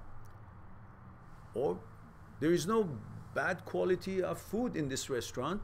Well, if we see it, we gotta have inspectors and see, okay, there is a bad quality, fix it, get a good quality. No, that is not correct at all. Mo, listen to what we're saying here and see the intention. Lottie says, you always encourage the gentlemanly behavior in an old-fashioned way, which is good. That's correct. And you are completely clear about men not hurting women. Absolutely. We know that.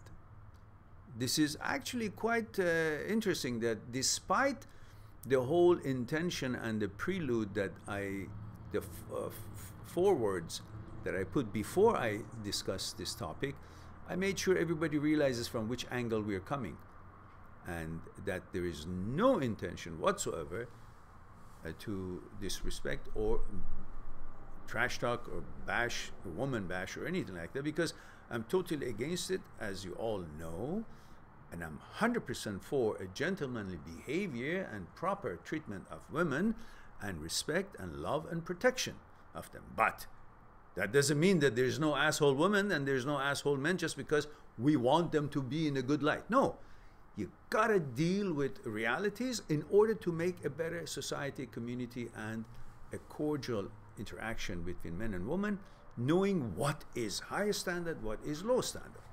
That's all. Otherwise, nobody can talk about anything. Let's pretend everybody is wonderful. It doesn't work that way. Lottie says, I think from a woman perspective, I find your idea very supportive to everybody. And I think nowadays, some people don't really talk from the difference between the male and female perspective. So people get worried about saying anything wrong, which we all will do anyway, because nobody's perfect.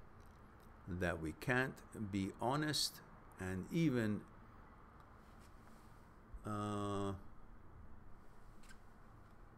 forget what we are trying to say after we have made sure. Very good, very well put, Lottie.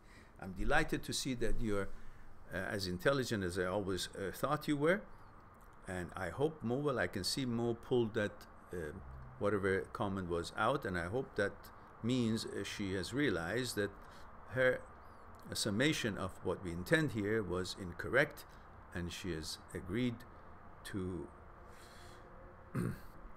enjoy the conversation for what it is and not labeling it in any negative way at all. Perhaps Mo is the first time that she's here. That's a possibility. If she has never been to our channel before, which I don't recall her having been, maybe, I don't know, I'm not sure. Maybe that's the impression she got because she just opened up. It's like watching a movie from the middle. You just saw somebody slap somebody and says, what did you slap? Well, just the screen before the other guy really pretty much almost was killing that other guy. So it's just like between the stories. The intention, she probably doesn't know about the merits of our channel and what we do here, what we have done. All right. And Lottie, very good observation. Thank you very much for your input. I appreciate that. And Lottie says, everything is correctly calibrated around the exact climate around that at the time. Around at the time. Yeah, okay. Great. Good. So I'm glad that you guys are clear, because such things does not stick to our channel or me as a person or any of us who are here, because as you all know, if someone is actually making a comment that is not fair or intellectually acceptable or logically acceptable, or actuality of it is questionable, and it's got malice or negative intent to disrespect any woman or any man as in general, not a specific situation or a question, then I would, of course, as have done before, always have come out against it and made sure that it's clear that we respect all people here, specifically women, because we are all appreciative of the woman's value and their importance in the society. And let's face it, without women, nothing goes around. Everything is for women. We just want to make sure that we will promote the idea of everybody being at their best version that they can be. Just because someone is a male, he should not have the possibility, permission, or be clear to bring hurt or harm to anyone just because what? He's got money or he's got this and that, to bring some abuse or manipulation to his girlfriend or his wife. And the same thing goes for women. No woman, just because she's a female and she's pretty and she's sought after, should have the right to think that she can abuse or betray or disrespect her boyfriend, who is a decent person, or her husband who's been a decent man, just because she can. Well, of course, that would not gain favor with the type of channel that we are, or mentality that we are discussing. So, having said enough of that, I hope Mo will consider what we said here properly and listen carefully. Now, Pablo says, my ex left me a month ago for someone. Oh, that's a cute way of putting someone. I should learn that. Some, S-O-M-E, one, instead of writing a whole thing. Someone else. I have enough self-respect to not want her back. And I want to move on. But I feel so jealous that she is dating someone right now. I can't find anyone. 20 male US. Pablo, you're 20 years old. In other words, you still don't even know who you are, what you want, what you can accomplish, what you have accomplished. You haven't accomplished much, I don't think. Maybe some, and that's great. But there's a lot more you're going to be accomplishing in your life. Through which time you will get to know about yourself. What you are, who you are, what your capabilities are, what your aspirations, goals, hopes are, and what you accomplish and so on.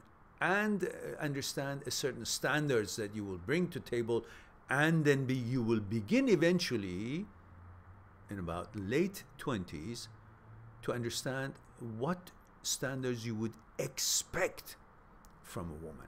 Because right now you hardly know yourself, let alone know what you expect from a woman, what you really want. So when you say I'm 20 years old and she did this, well, she's also probably what, 18, 19, 20? So she's also very young. She doesn't know what she wants either. She hardly knows herself. So she's just jumping around from here to there because that's what we all do at that age. You'll have this girlfriend and then you jump around to another girlfriend. If this doesn't work out, this breaks up because you think, oh, hell broke loose.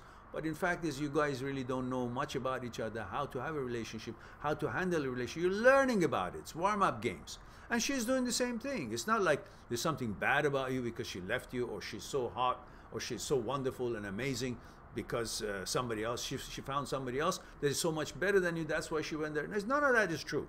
It's because of the age, and you guys are learning about relationships. It's like any kind of a sports. You practice, practice, practice, but none of them are the real tournament. And you can't just sit around and just wait for the tournament. Oh, I'm going to do my best game and tournament, but I'm not going to practice or have any kind of warm-up anyhow. But no. You're going to be playing games and you're going to do your best, and if it doesn't work, you learn from it, and then eventually the tournament starts and you will do better because of your practice. Right now, any kind of girlfriend at this age you will have, it's a practice relationship, to know about what relationships are about, learning about each other, learning about woman, what woman is, what kinds they are, what they expect, what usual is, what unusual is. Every one of them are different, or are they all the same? You will learn that never all the same. Everyone is unique, but you will learn how to handle. It's like you open a flower shop. At the beginning, you don't know. You think all flowers are the same because they all look nice or they smell nice. But they, little by little, you see they each have different needs. And then you will find the proper one, the one that suits you well, the one that you can handle better. Until then, you will have to handle this flower, that flower, and learn to know it and treat it differently and the way that you think you should do. And then the flower will not flourish or will flourish. You will learn from it. Same thing as your relationship. You meet a girl, you treat her a certain way that you think you should, and you see it does reciprocate properly or it doesn't, and you will learn about what she thinks, how she thinks, what she expects, and then eventually it may not work out and break up, and then you go to another one, and then you eventually understand there are certain general rules that you should and you prefer and you choose to abide by when you're in a relationship, which could be universal, and there's certain uniqueness of each relationship that you would have to try to find out, which is what we talk about all the time, based on conditionings that each person receives in their consciousness. And you've got to find out what the person's consciousness, what that girl's consciousness is all about, to be able to connect with it properly. Otherwise, you can't just think because she's a female, she's a girl, that's how you would be treating her, and that's all she would be expecting, and you could be bonding together because of that. And if she would think the same, that you're a guy, this is how it should be. No, unless you guys get to know about each other's psyche, each other's consciousness, you won't be able to bond properly. So all these dates that break up, it's an information, it's knowledge for you. It's not devastation. It's not representing that you're not good enough. She went with somebody else who's better because she chose that one. That makes the guy better than you. None of that. It just means her expectations, her understanding at this level, at this age, is not really where it could match what you expect and to appreciate a kind of person like you. And sometimes you will break up with a girl. And that doesn't mean that the girl is not good, or the other girlfriend that you will find is better than this one, and this one is not as good as that one. It just means your understanding and expectations and compatibility matches the resonation of that other girl more in tune than this one could. And that means they're each unique, and you will learn that each person, each woman have her own unique characteristics. This is why dating is all about. So when the real tournament comes, which is the age that you're going to be looking for a serious relationship, possibly, you know, moving on to a long-term relationship or whatever tradition is, marriage and so on and so forth, then you have gained enough understanding about yourself, so you can decide what you really are about and for what you really like and prefer in a woman, and then what you should be looking for, the characteristics that would bring that level of quality that you expect from a relationship. So in the meantime, don't worry about it. Just go on. It'll all be okay. We've all gone through it, and it'll all be okay. And Happy New Year to you too as well, Pablo. And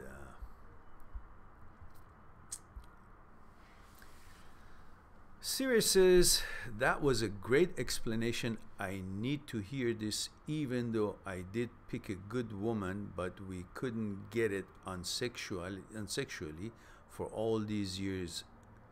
Amazing.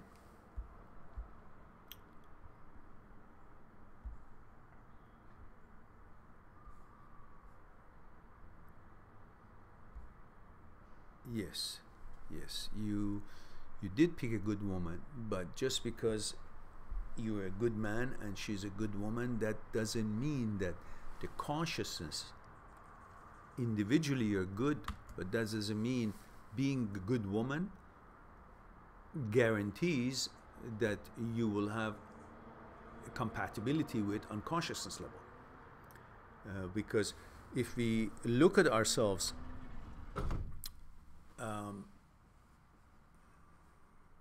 skin deep or on surface only, we tend to see many good people. They're law-abiding, they are decent, they're not abusive. All these characteristics are universally accepted and expected from everyone. But that doesn't mean the abiding by certain rules and expectations of the society that we are raised in would mean that you're aware of the structure that has been put together in each person's consciousness. The consciousness of people would be different even from that block to this block or that house to this house, because it is being forged and influenced by many different consciousnesses that they meet as they're being raised. Consciousness of the mother, a father, consciousness of the siblings, consciousness of the teachers, consciousness of the coaches, consciousness of the laws, the people who put the laws together in a country, the policeman, the rules and regulations, the things they see on movies and theaters and televisions and TV programs and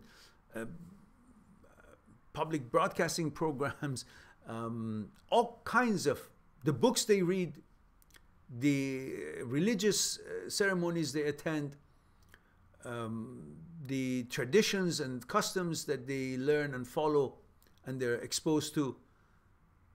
All of these and a certain amount of information that is transferred through their genes from their ancestors has created their consciousness. So the consciousness of each person is not totally represented just because they're abiding by certain rules of a certain club or a certain country, and they're decent and they're, you know, law-abiding and, you know, they're clean. Let's say they cook nicely or they clean nicely or they work nicely or rake the street better. Men or women, doesn't matter. These are all simply means what you abide by and what you present yourself on a daily basis is not representing what the content of your consciousness is, how you're conditioned. This is why that good woman that you chose, and naturally, obviously, good woman, and you, obviously, a good man, still didn't work out, because it has nothing to do with your way of interacting and negotiating the civil laws of and rules and customs of where you are living and negotiating life. Each individual are fine. You're not a menace to the society. You're in fact very good citizens. But when you are actually in a relationship, you're not in a relationship based on the laws necessarily. That's part of it. You're in a relationship based on the quality of your consciousness. Let's say the laws and rules of a bakery, of a country, of a nation, of a system, of a city says that the ingredients should be fresh, the prices should be in a certain amount or whatever, the amounts should not exceed this or that, and many other general healthy regulations that they put for a bakery to present safe and good quality product. And every bakery does that.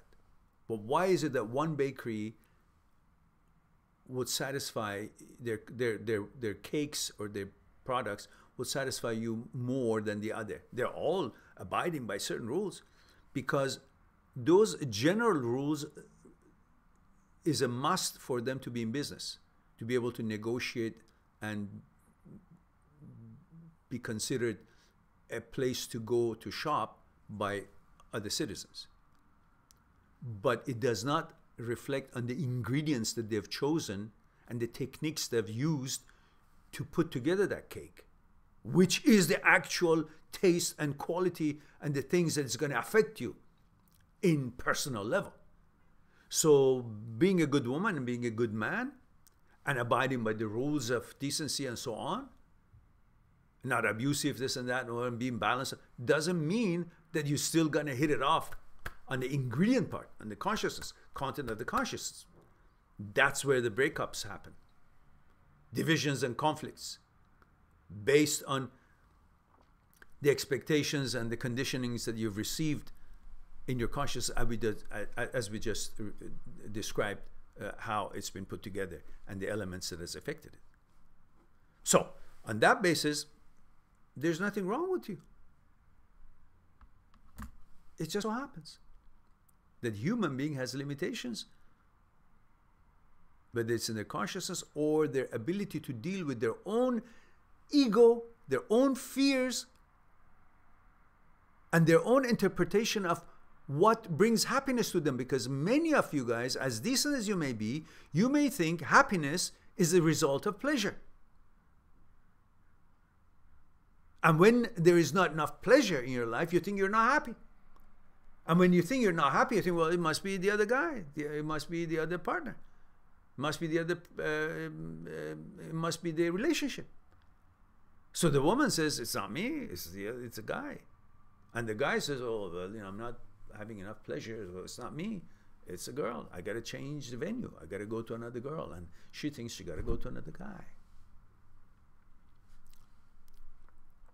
But really, what happened here is that you thought happiness is dependent of pleasure.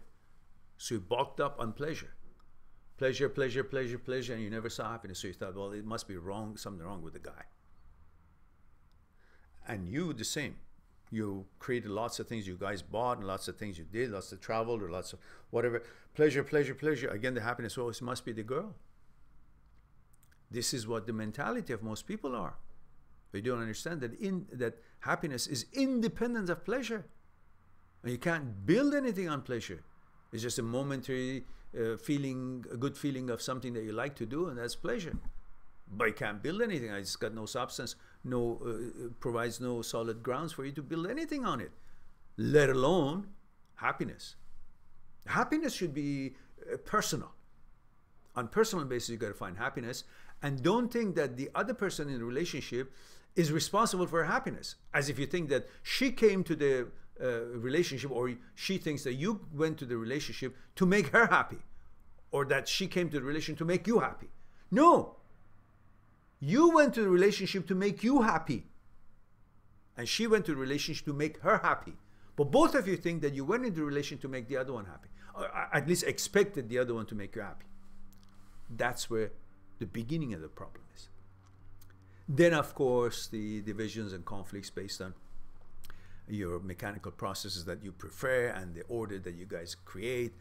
And eventually you come to a certain kind of term. And by that time, you've kept trying to bring happiness through pleasure and through certain mechanical processes, and this process and that process, that activity and this activity, still not, instead of thinking happiness is personal and inwardly, and then your relationship would have stayed. But when you keep thinking happiness is based on the relationship, and I got to find it in that relationship, and then you can't find it no matter what you do, then you think there's something wrong with the relationship. Then you guys separate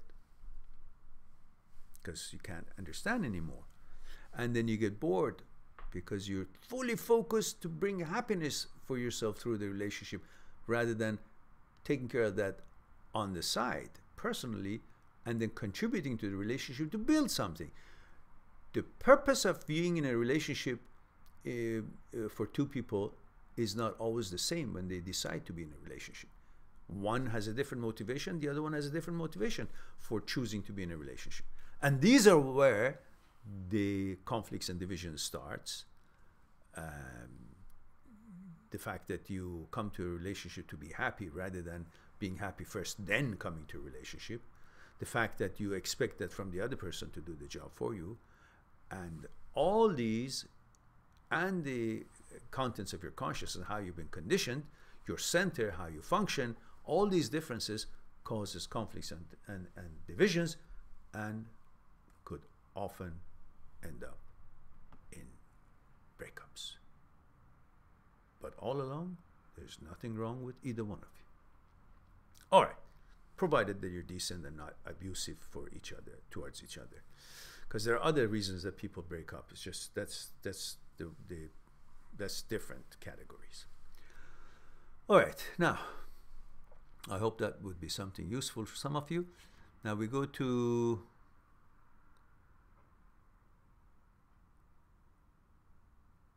something. I sued something. It says, my name is Ben. I want to say thank you for your YouTube channels. Thank you for your wise words. Oh, my appreciation. Thank you very much. I'm glad that you enjoyed it and it's been helpful to you. Remember, guys, we have a little protocol that some of you forget and some of you don't. Please, if you will, with every comment, remind me where you're tuning in from, how old you are, and what your gender is. That helps me to kind of know who I'm talking to and perhaps maybe tailor it to a better delivery of the point. Stefan says 25 male Connecticut, and thank you very much for that, Stefan. He says, if I'm not completely into my girlfriend, should I just let her go? She adores me and I'm not completely in love. She's 22. I don't like the thought of her with someone else. but that I can't be the reason. That can't be the reason I stay. Well, Stefan, this is a common question and concerns that most young men have. They can't see their girlfriend to go with somebody else, and that would be part of the reason they don't want to break up with her, but they know she's not the exact right one for them. Well, that's a caveman attitude that we can't help it. We men have that. We feel responsible toward the woman that we're with. We not just love her, we respect her, we want her to be safe, we want her to be comfortable, and we treat her as if she is And of course, she's very important to us because we've talked in the other videos about what sex is, what women is, why they're so important to us, and why we feel the way we feel about them. We've talked about it in the other videos, which I refer you to finding those videos, you know, what is woman, or why woman is so important. These kind of titles will get you those videos out, because I don't really know their links right now. But because we have those feelings, and the fact that you make love to them, that you actually it's so intimate with them, which means the world to you, because that's kind of where you find or affirm your manhood in a way. You see yourself as what you are through the window of a woman's interaction with you, in that level, only in that level.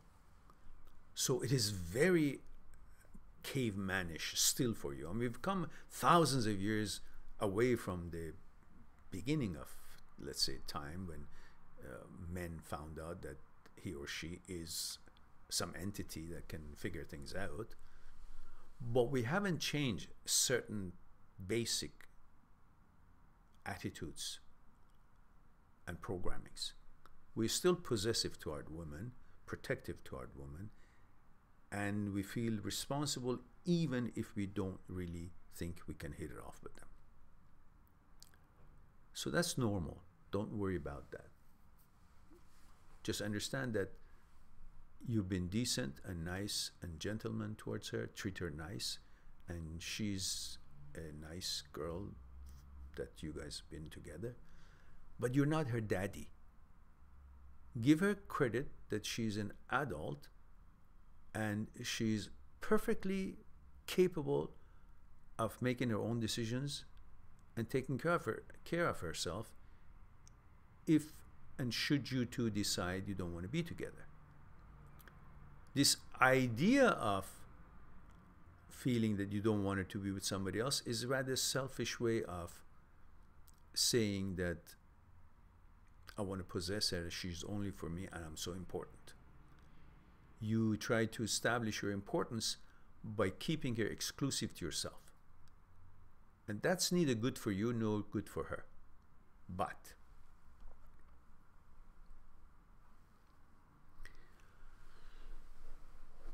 there is nothing wrong if both of you want to be loyal to each other and want to be with each other for the right reasons. But not for the fact that if I don't, then she'll be with somebody else, and she thinks that if she doesn't, you will be with another girl. These are selfish reasons. Not going to help her, and that mentality in her is not going to help you to advance in your life and progress in your life. So you got to put that aside and focus on the quality of the relationship. And focus on, is it really that she's not that good or match for you, that you don't have that kind of interest that you think you should or expected to have, or you used to have right now with her? Or is it because she's actually so available and adores you, and because you don't have enough confidence in yourself, that you think if the girl who is paying so much attention to you, and because you think you're not that much, you haven't done much, accomplished much, so you don't think of yourself that highly, and you think if she's paying so much attention to you and you don't think much about yourself, then she must not be much. Otherwise, why is she paying attention to you that you're not really that, that convinced about yourself that you're a catch? And why is it that you only think the girls who are not paying attention to you are worthy? Why? Because that's a war of value. What you can't have, you want to have because you think the reason you can't have it because it's better than you. It's like you go to a store and you want to buy a gift for your girlfriend. And there's so many different kind of brand name handbags there. And one of them is like, $300, and one of them is $500, one of them is $200. And you have $250. And the $250 one is really nice. But the one that is $500 or $1,000 one that you can't have, that's the one you want. That's the one you like. because you love your girlfriend, you want to buy a good gift for her. And your taste in, you know, picking up gifts for her is pretty good. And you can see the quality of that thing, which is a little bit better than the $250 one, but has a little different maybe brand name, and it's cost it to be, you know, for sale for double the price. And you can't have it because you don't have that much money. But suddenly, because you can't have it, you think that thing is far better than $250 one that you can afford. Not just a little bit better, because in quality is pretty much the same quality, same kind of design, same kind of material. The difference is not really that much, but you clearly think, oh yeah, that's the one I want. It's pretty much the same as the one that you can afford. But you think that's far better because you can't afford it. And that's how we are put together. What we can't get must be really good. So if a girl doesn't pay attention to you, you think she must be really better than you. A real good catch that she's not paying attention to. It's all psychological. And the girl that you're at home with is a super duper girl that she loves you. She takes care of you. She's kind to you. She's classy. You know, she's well-mannered, and she's loyal to you. All the things that you actually want that the girl who's not paying attention to you to have. But this one has. But this one you have, but that one you don't. She doesn't give you the telephone number, or she doesn't look at you much. So that is enough for you to be convinced that she's better than you. Why? Because she's dissing you. So there is no proof that other girls are going to be better than her. But the point here is that because she's so available to you, you've lost appreciation and respect for the quality that she brings to the table and how she makes you feel. Listen, the way you feel so confident and so that I'm too good for her is because of her. It's because of her appreciation of you and adoring you, as giving you all that confidence. You're so sure of yourself now. But when she leaves and you get to go out with some other girl who's nearly not as nice, nearly even not as beautiful physically, let alone mentally, you will be all for her because she kind of doesn't give a shit about you. And you're conditioned in this society to think that what is not properly mannered may actually translate to mean is of high quality. Bullshit. Total bullshit. Nothing replaces the basics of quality. Ingredients, hygiene, material. You know, you get a handbag, you want to buy food, you have fruits, or in a restaurant you get food. You look for ingredients, presentation, how clean it's been prepared, and how it tastes. The rest of it, if it's in kind of a gold dish, doesn't make the change or quality change. It's just a presentation of it that's a little bit better. Great. But it doesn't have to be in gold because it looks stupid. I just want a nice china. That's fine. That's good enough. A clean plate. That's good enough. Now I'm going to focus on the ingredients of the quality, how that food has been put together. The same thing with the candidate, your relationships, a girlfriend or boyfriend, whatever your relationship is. She's got all the credentials. Obviously, she adores you. She likes you. She's loyal to you, and so gives you all the feelings that you need to feel good about yourself, and you do. And that confidence is now going to go out and be empowered to meet other girls who actually are not half as good or admiring you or appreciating you half as good as this one does. Now, the other way of it is correct too. The girls are the same way. You pay so much attention to them, they start thinking, oh, they're all that. And they take all that confidence that they get from your attention and what you do for them and how you pamper them and you love them and adore them, and they go and give it to some asshole out there who doesn't take care of them or pay good attention to them, because they simply think the one who doesn't pay enough attention and respect to them is something that they should strive for to get, because that might mean it's that person, that guy is better than themselves. because they already got you, they have you. And now you're feeling the same way, that you already have her. And she's so nice, so I'm sure that everybody's going to be nice. No, not true. There are lots of out there, lots of bullshits out there. Lots of girls that are just don't have a good head on their shoulders. They don't know what the shit they're doing. They're in all kind of laziness, not proper behavior and manners, no loyalty, no proper protocol or any of that. So I think you got to think twice before you make a harsh decision. But then again, you're 25-year-old. You probably are looking for more experiences, and that's what's going to happen. And listen, it is possible that she's 22, she adores you now. It is possible. I'm not saying it is or it's not, but it is possible. I've seen it around.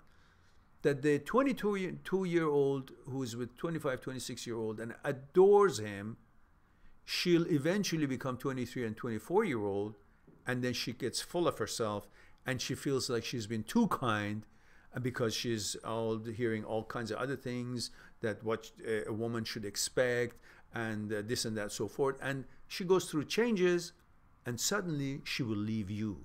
And you have been convinced to stay with her and think of her as the most wonderful woman on earth, and then she left you when she got older. So understand, at age 22, she doesn't know enough about life and about herself and about what she really expects from a partner as you do right now at 25. Even you right now don't know shit. Let me be very brotherly with you. You think you do, but it is okay that neither one of you are the right one. Not because you're not right personally, you're both great, but you're at the age that everything in you guys has a big possibility to change. You at 25 will be different at 28. And she at 22 will be different at 24 and 25. And she may actually say, hey, I don't think you're good enough for me, or I don't think I can hack it, or I don't think I want to do what I've been doing. Because at this moment, she's fulfilling herself with the attention she's paying to you. And she finds you a wonderful catch. You're 3 years older, and she sees you as a real man, and so on and so forth. All these psychological things are playing a game.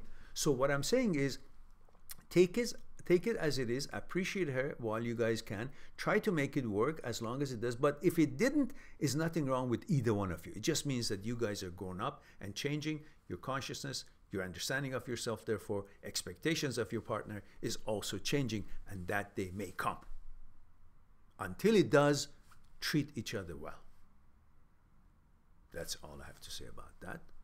And let's now move to Sid. Sid's talking to Mo. Okay. All right, so I go to Nasro. Sid says, Mo Manix, Mehran is not disrespecting women. You are missing his point.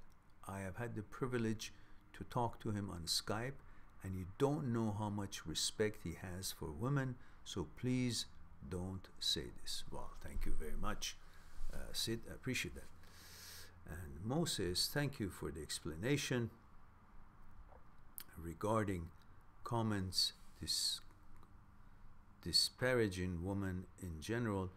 You may want to be more aware as you go forward.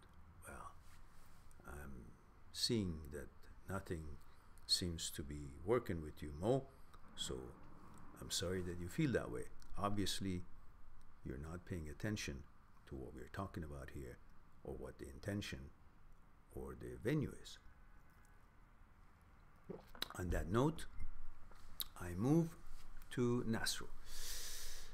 Nasro says, but Mehran, I really disagree with you today, because there is a lot of men who do same things, like they've never been in love with you or knowing you before their life. Explain a little bit more, Nasro, because I'm not really quite clear about what you mean. Let me read that again. But today, because there is a lot of men do the same thing. Or the same thing meaning that they leave the woman, like what this other guy did to you, that he left you while talking that he loves you and all that, and then he goes with another girl. I think that's what you mean. The same thing, like they've never been in love with you. Or knowing you before oh, I see. Like they suddenly shut off and cut off. Well, Nasro, it's true.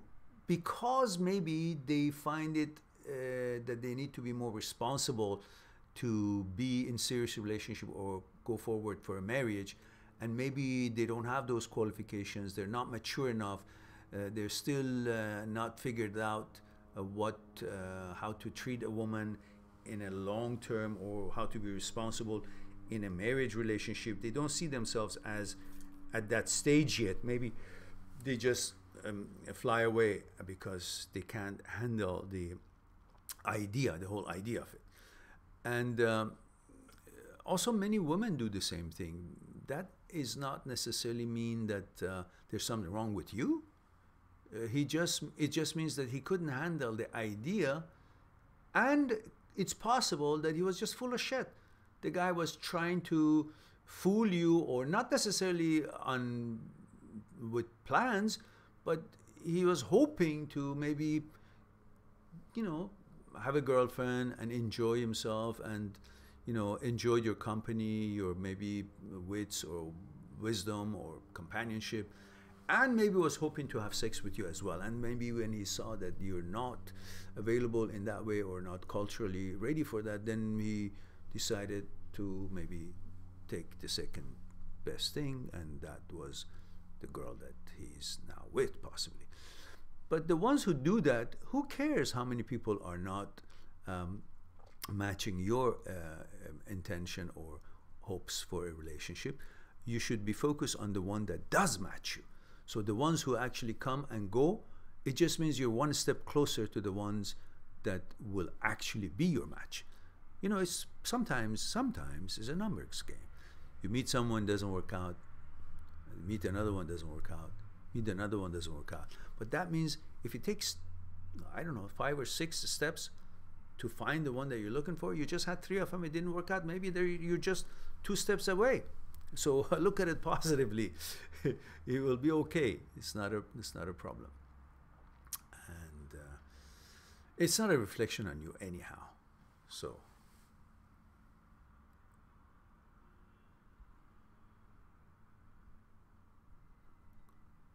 All right. HS says, I just bought your books but didn't receive anything in my mail. Are you kidding me? HS, email me which books? Ebook or the actual paper version? Because all paper versions have been mailed. There is no outstanding. That's the report I got. Send me your credentials, the what is it, purchase order that you bought it, and of course your email and your name and all that the same as you asked it. And every book that has been shipped has a track number, because it's all done by Canada Post, so we can look it up and figure out where it is. Because the last one, I don't think we shipped any real paper book in December. It was all before December. So everything that's been sold mostly has been all ebooks. So therefore, please send me that information to my email, mehran@mind-that-seeks-truth.com. mehran@mind-that-seeks-truth.com. Send me that receipt or the purchase order that when you paid on PayPal, it comes to you, and I will have it tracked down for sure. And Nasro says, so my opinion, that kind of behavior, nothing to do, man's or woman, with man or woman could be, who has cold turkey. Yeah, okay, yeah, that's right. It doesn't matter. It doesn't mean that only men do it or women do it. Many do it, and that's not a reflection on you. It's just the way they can handle or digest something.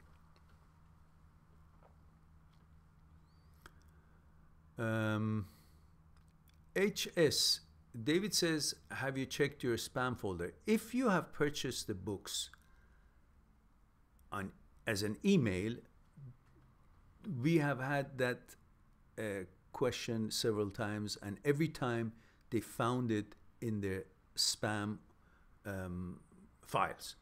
Because apparently I talked to my programmer and I said, why is it that some people find that that they don't receive the link?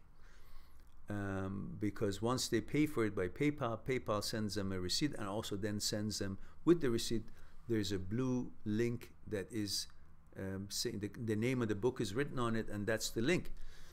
And he said to me, Google has new systems that separates different kind of emails. In other words, if it's a receipt, it goes to, naturally goes without the security, it passes through security. But if it's not a receipt, they may think it's a spam, and it sends it to spam of that person. So what you can do is, first of all, let me know that if it's email version or printed version books. And then secondly, please send me the purchase order after you paid for it on PayPal. Thirdly, please, as David suggested, check your spam, because it must definitely be there, because it comes with the receipt. The name of the book is in blue, and that you click on that, that's already going to start the download. And if none of that works when you send it to me, then no problems. Send me your email, and once I, of course, verified it against the purchase order, then I will just send you the versions that you have purchased. They all come in 3 versions. Each ebook comes in 3 versions: PDF, Mobi, which is I think Amazon system, and EPUB. So all 3 of them for each book will come to you by email, so that'll take care of that. But check your spam to begin with. And I think you mean you bought the ebooks, not the real paper versions.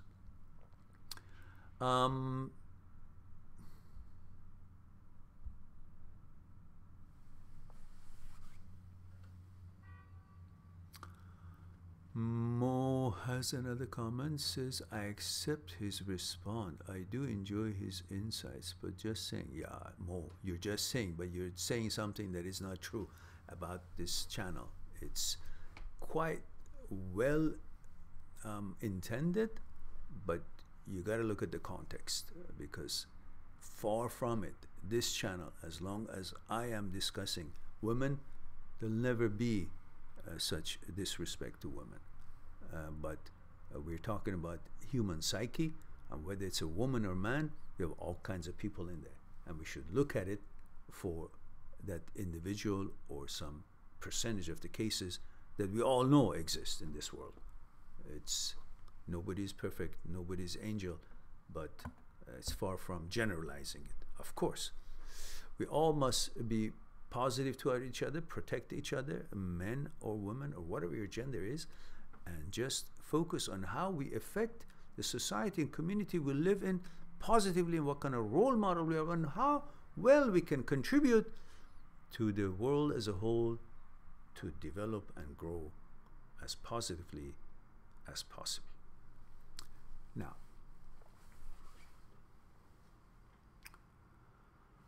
okay. Nasru and Amir talking. Majid says, oh, I lost Majid. Hi Mehran, I struggled on New Year's Eve. I'm lost. Ex used me for convenience. I lost my job, and no girl is showing interest. It's like I repel them. Well, you repel them, you think, because you're there for a reason. Don't go there in order to pick him up. Interact with girls with their consciousness. See them, get to know them, see what they're all about, what makes them enjoy, what makes them happy, what makes them sad. Talk about life, talk about things. Like 2 human beings, stop looking at them as what ultimately you hope to achieve, a relationship, you know, holding hands, or, you know, eventually becoming intimate. Don't go with that venue in mind. Go in the mind of a friend, getting to know someone, someone who is nice, someone who is like a flower. It's wonderful. Isn't that exciting? That's good enough. You don't need to think, oh, I want more than that. Okay, I want this flower and I want to pick her and I want to, smell her and she's my flower, it's my hand. No. Go with the intention of just getting to know and being a gentleman, having a good time together and, having a coffee or getting to know her. And if it works out, great. If it didn't, then you wouldn't be so devastated thinking that I went with the intention of getting her to be my girlfriend. It didn't work out. Then I'm now dissed or rejected. But if you don't have that intention to begin with, and if it doesn't work out, then you say, no big deal. I just went out to have coffee or maybe say hello, and she wasn't interested in reciprocating the same way. So because you didn't expect it to turn into something, you wouldn't be disappointed in a big way. You will say, okay, no problem. So, okay, she didn't have time or, was into something else or whatever. So what I'm trying to tell you is that don't focus that for you to be happy, you need to be in a relationship or you need to have a girlfriend. Find things that makes you happy and productive and accomplished in life on your own. Make that happen, that accomplishments, that happiness, that meeting your goals. And through reaching those, you will feel confident and happy. Once you feel confident, the different kind of energy is going to be exuded, extended from you, which is going to connect and touch the other friends and the woman that you might be interested in. And that quality of energy will be more attractive to them because it's coming with a different quality from you. The quality of confidence, quality of happiness, quality of contentment, quality that I'm accomplished, quality that I'm proud of myself. This is a different energy that you're taking with you to meet someone than you simply are going there and having lost your job and because you're still sobbing for the last girlfriend who happened to decide to go with somebody else and you're thinking that she was all that because she's not with you, she's with somebody else, so she must be still hot because somebody else wants her, but I don't have her, so that means I'm not good enough. You're working yourself down. With that feeling, you're going to what? Nobody's going to be attracted to you because the kind of energy that you're having about yourself is shitty. First, fix the energy in yourself by accomplishing yourself, learning about yourself, accomplishing things, getting a good job, understanding that breakup is normal, is part of life, is part of relationship, and then not letting your job to suffer because some girl left you. What does that have to do with anything? If the girl is with you, do you automatically have your rent and your food and everything is taken care of? No, you still have to work, right? So when she leaves you, the same thing still applies. The same responsibility you still have. You still got to pay the rent. You still got to feed yourself. So that means you still got to make sure your job is not affected and protected. So you can go on, and then on that base, you create new mechanical processes, new order, new security, happiness, contentment, confidence, and you have money to spend for yourself and also to afford to take somebody out. That kind of energy is going to be different than the kind that you have now. So focus on yourself. Forget about the girlfriends right now. Focus on getting your job back or another job. Build your life. And you will see nobody's going to repel you because the energy that you're extending is causing you to be not so welcomed in a relationship. And you simply call it repelling. But once your energy quality is changed, it will be attracting. They will have the propensity to come toward you. They gravitate toward you because you feel good. And when have you seen some people when you meet them? You kind of feel like, oh, let's have a conversation with this person, and she's so she's got such a good aura because she's happy. She's done the things she should do. She's accomplished, or she feels good about herself. She's confident. And then some people that you meet, you just feel uncomfortable, because there's something a lot more than just the physical entity of each other that you guys are connecting with. It's the energy of each other. People are made out of energy. They extend energy and they feel each other's energy because the energy is real. But if you only look at people's faces, then you choose them wrong because you're only going about how good looking she is, or she's looking at how well dressed the guy is. But what about the energy that is actually you're made out of and you are interacting and negotiating life with, how you connect with the universe and with nature, is through your energy. And same thing goes with that. So you got to create a good quality energy in you first, so a good quality energy would be attracted to you and respond to you. You don't have a good quality energy, as you said right now, because you're unhappy. And why you're not happy? You're unhappy because of something that is not your fault and not a reflection of you. Some girl left you, so big deal. Go build your life. Where'd you lose your job? These are what pisses me off with you guys. Some girl leaves you and then you're going to lose your job and let it suffer? Your studies, you fail your exam because some girl left you? If you only knew how you're going to feel about it a year later, when you're not even thinking about this girl anymore, it's not even in your memory, then you can say, what the shit did I lose the opportunity of passing my exam? Which helps me to propel my life and get a better job and better quality of lifestyle, which would then lead to my happiness and, of course, you know, having better chance to find a better quality relationship.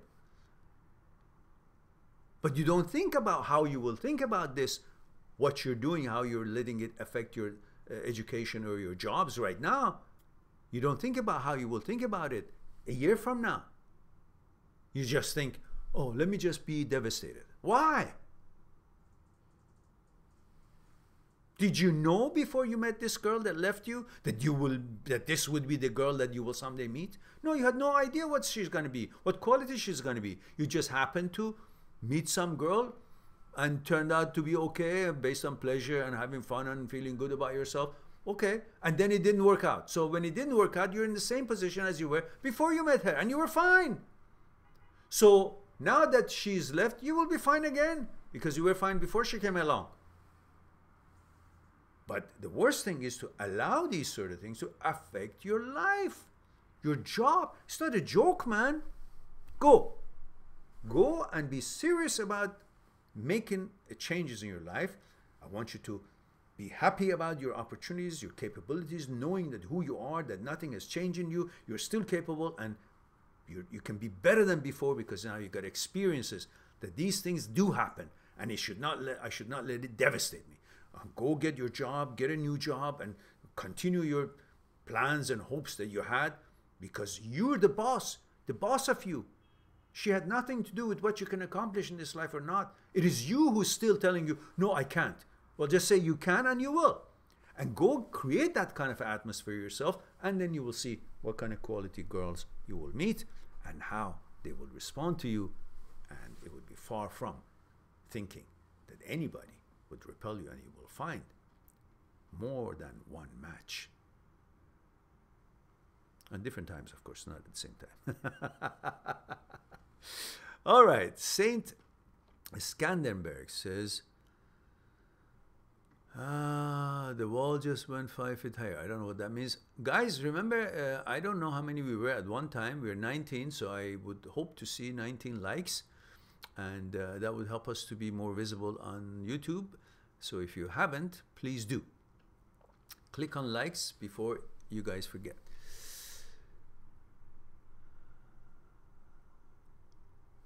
All right.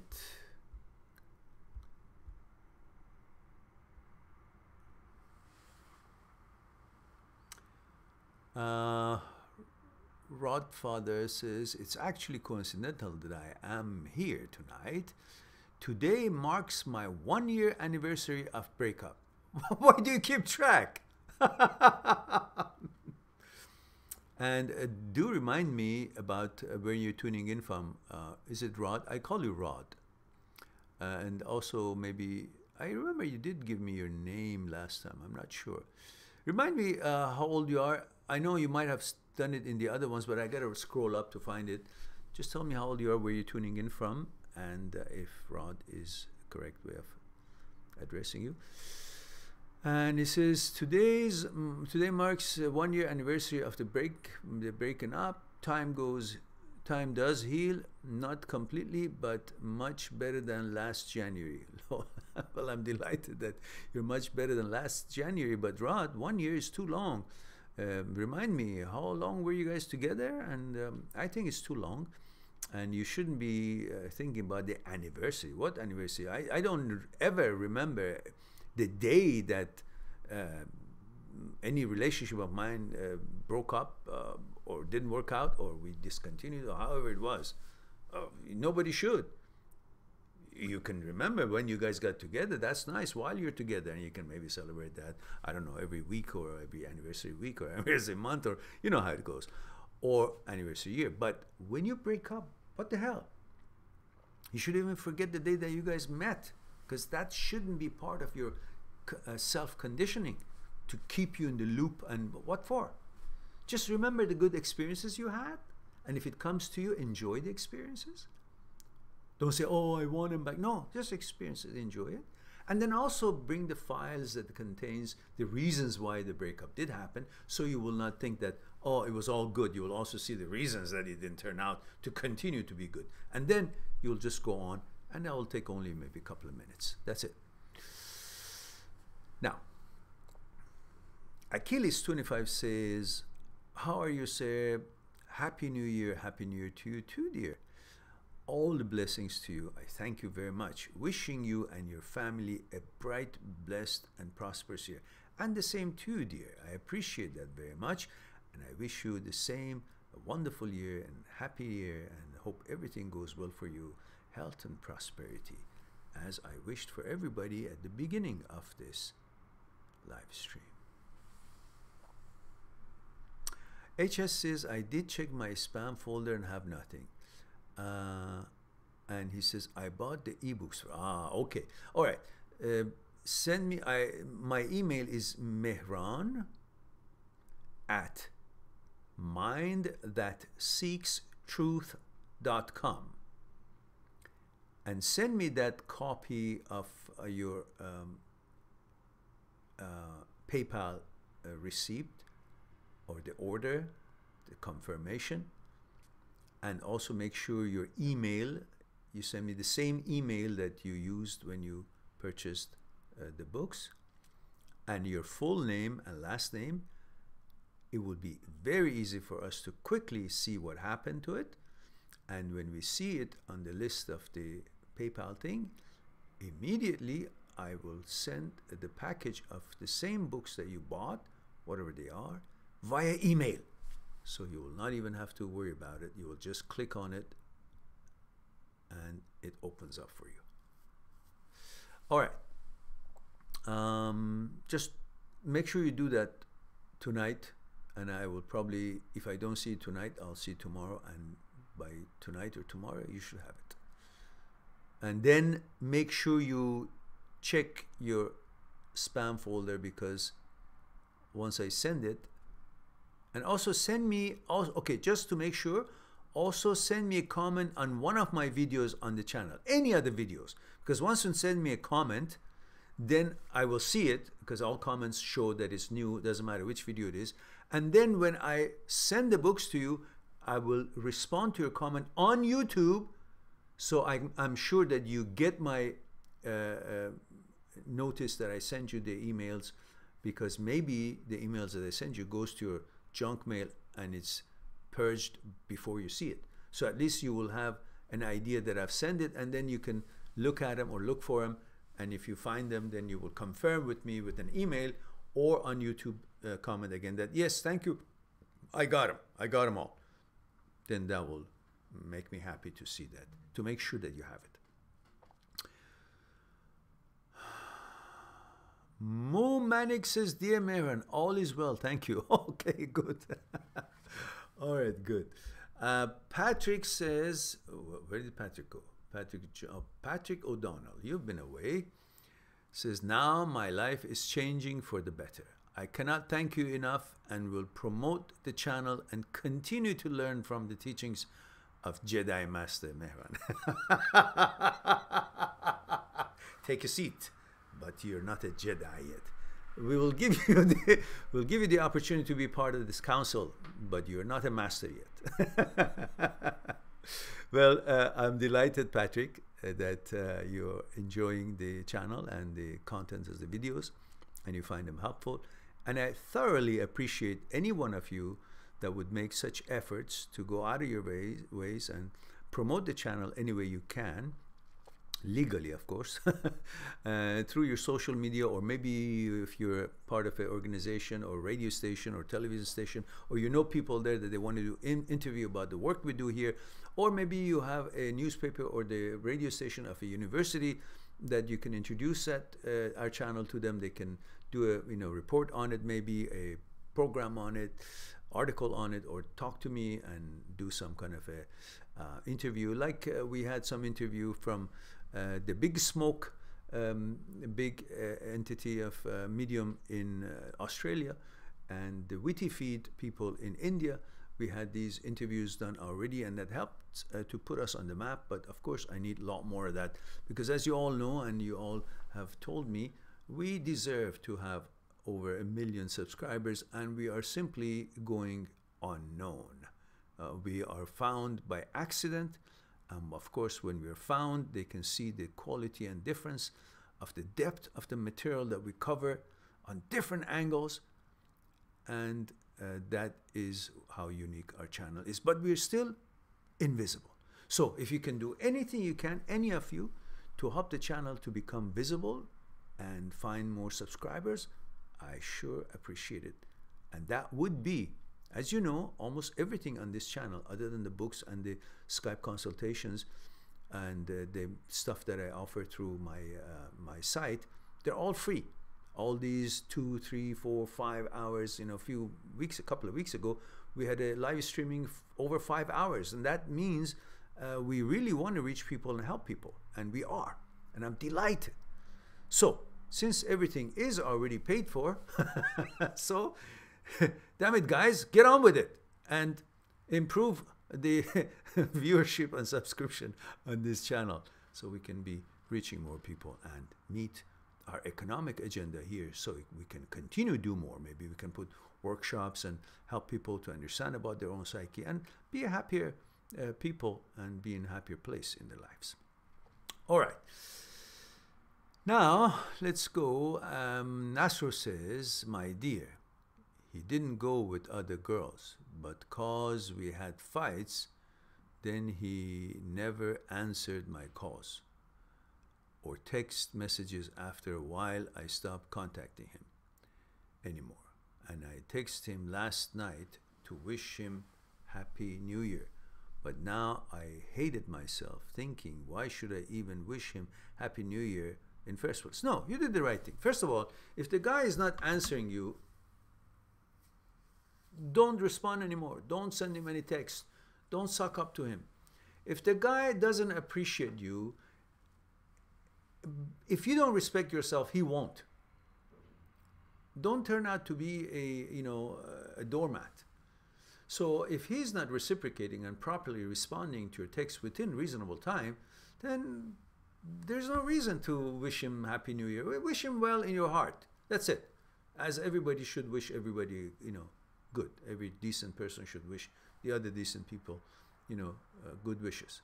But you don't have to. Why you calling? What, you think he forgot, he didn't see your text? Because you're going to come up with this excuse. Oh, maybe he didn't see. Maybe he lost his phone. No. If somebody really cares and they lose their phone, the first thing they're going to do, they're going to find a way to get a message to you that, listen, I've lost my phone. It's not that guys will not forget a girl if they're really interested. And girls will not forget a guy if they're really interested. Somehow they'll get the message to them. Definitely guys will try. So if he hasn't responded, good riddance. Let him go. That's it. Don't bother yourself. Now that you wished him a Happy New Year, it's not a problem. You've done a classy thing and cordial and proper. You have a good, probably a good, you're in a better place than he is, because you are brave enough and open enough to extend some good energy and good words and New Year and all that. It's cordial. There's nothing wrong with it. And if he's immature enough not to respond, then good riddance. Don't worry about it. Army Parrot says, my ex and I separated 1.5 year now. I see her each week or 2 out of each week or two, out of habit, no sex at all.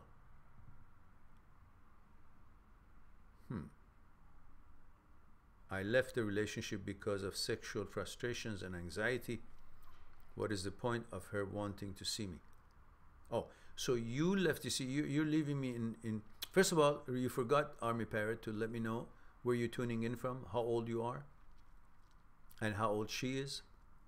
Secondly, you left the relationship, but she still calls you every week or two, and you say,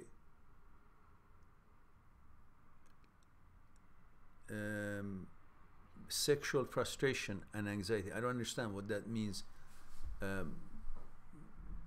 What, sex wasn't good, or you guys were not having sex? Because I don't know, just help me out here. I don't have enough information to. Army Parrot says, I sometimes wish she surprised me by seducing me to try to get my attention again, but at the same time I know that I would turn out to frustration again. Yet she wanted me to invest myself even more. I still don't know the level of, or the reason for that sexual frustration. Perhaps you can help me out. Army Parrot says, Montreal, and you're 44 and she's 38. So what's missing here is for me to understand, what do you mean with that sexual frustration? What is it? Anything physical, or is it she's not sexy enough, or you are not interested or into her, and you just you know what happens? I need some help there. And Army Parrot says, Happy New Year, by the way. Thank you very much, and Happy New Year to you as well. And I look forward to a wonderful year for all of you. And so let me, while we wait for that kind of explanation, we go to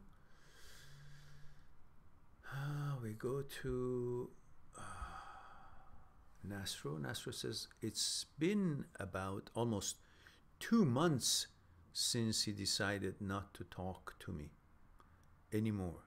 Anyway, thanks. Thank you, my dear. Giving us tough love. It's really wake us up. Okay, good.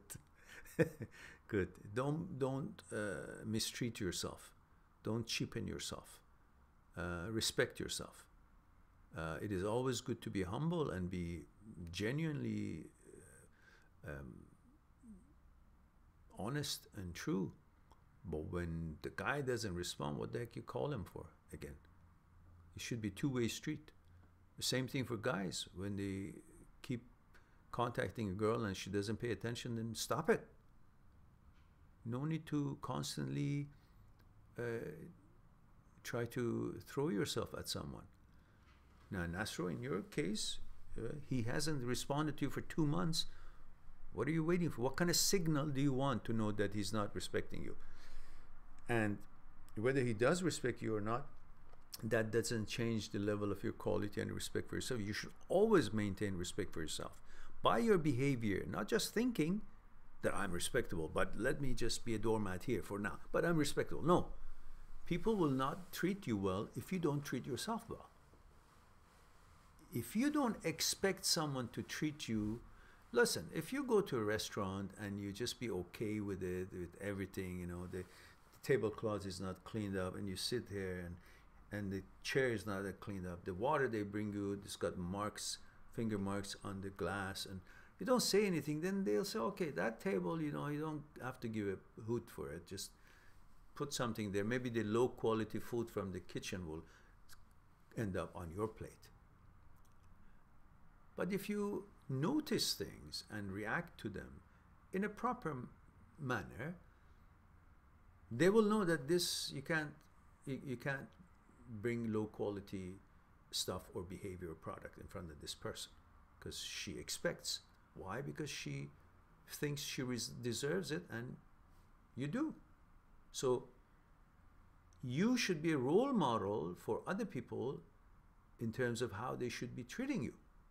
That's how they learn. They learn it from you. How you treat yourself, they learn it from you. If you dress nicely and cleanly, they understand they should be nice and clean when they go out with you. If you have a certain finesse or certain manners of dealing with something, then they will learn that's what your expectation is. You're giving clues to everyone with the way you treat yourself. So, not overly or selfishly or inconsiderate way, no, but the way that is proper. So that is your non-verbal way of asking that to treat you properly. And Army Parrot says, sexual frustration was due to me having certain wants, but she would not try them.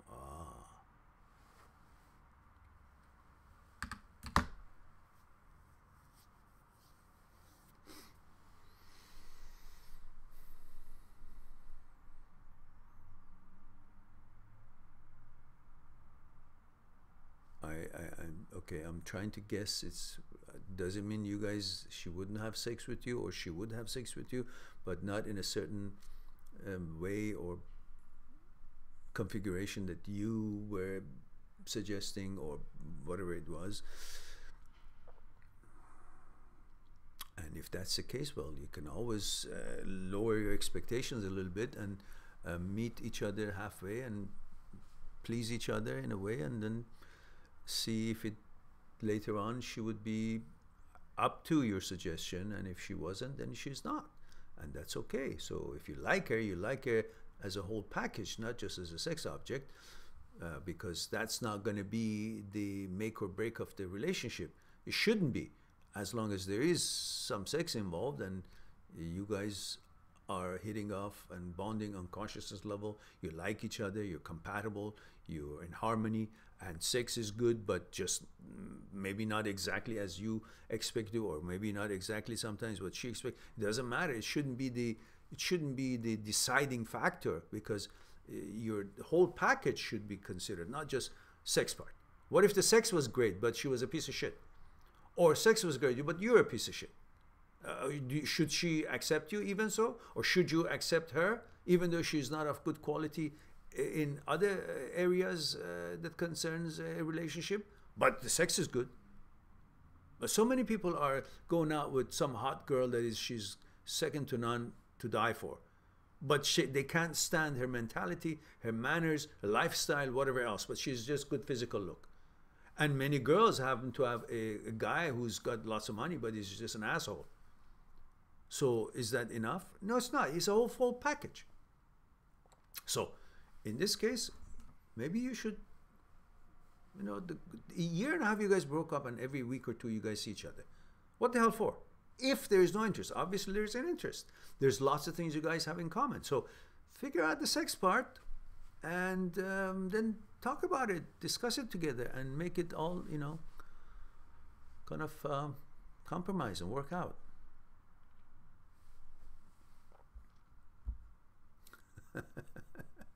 Who is this? Donald Trump says you voted for me, right? No, not at all.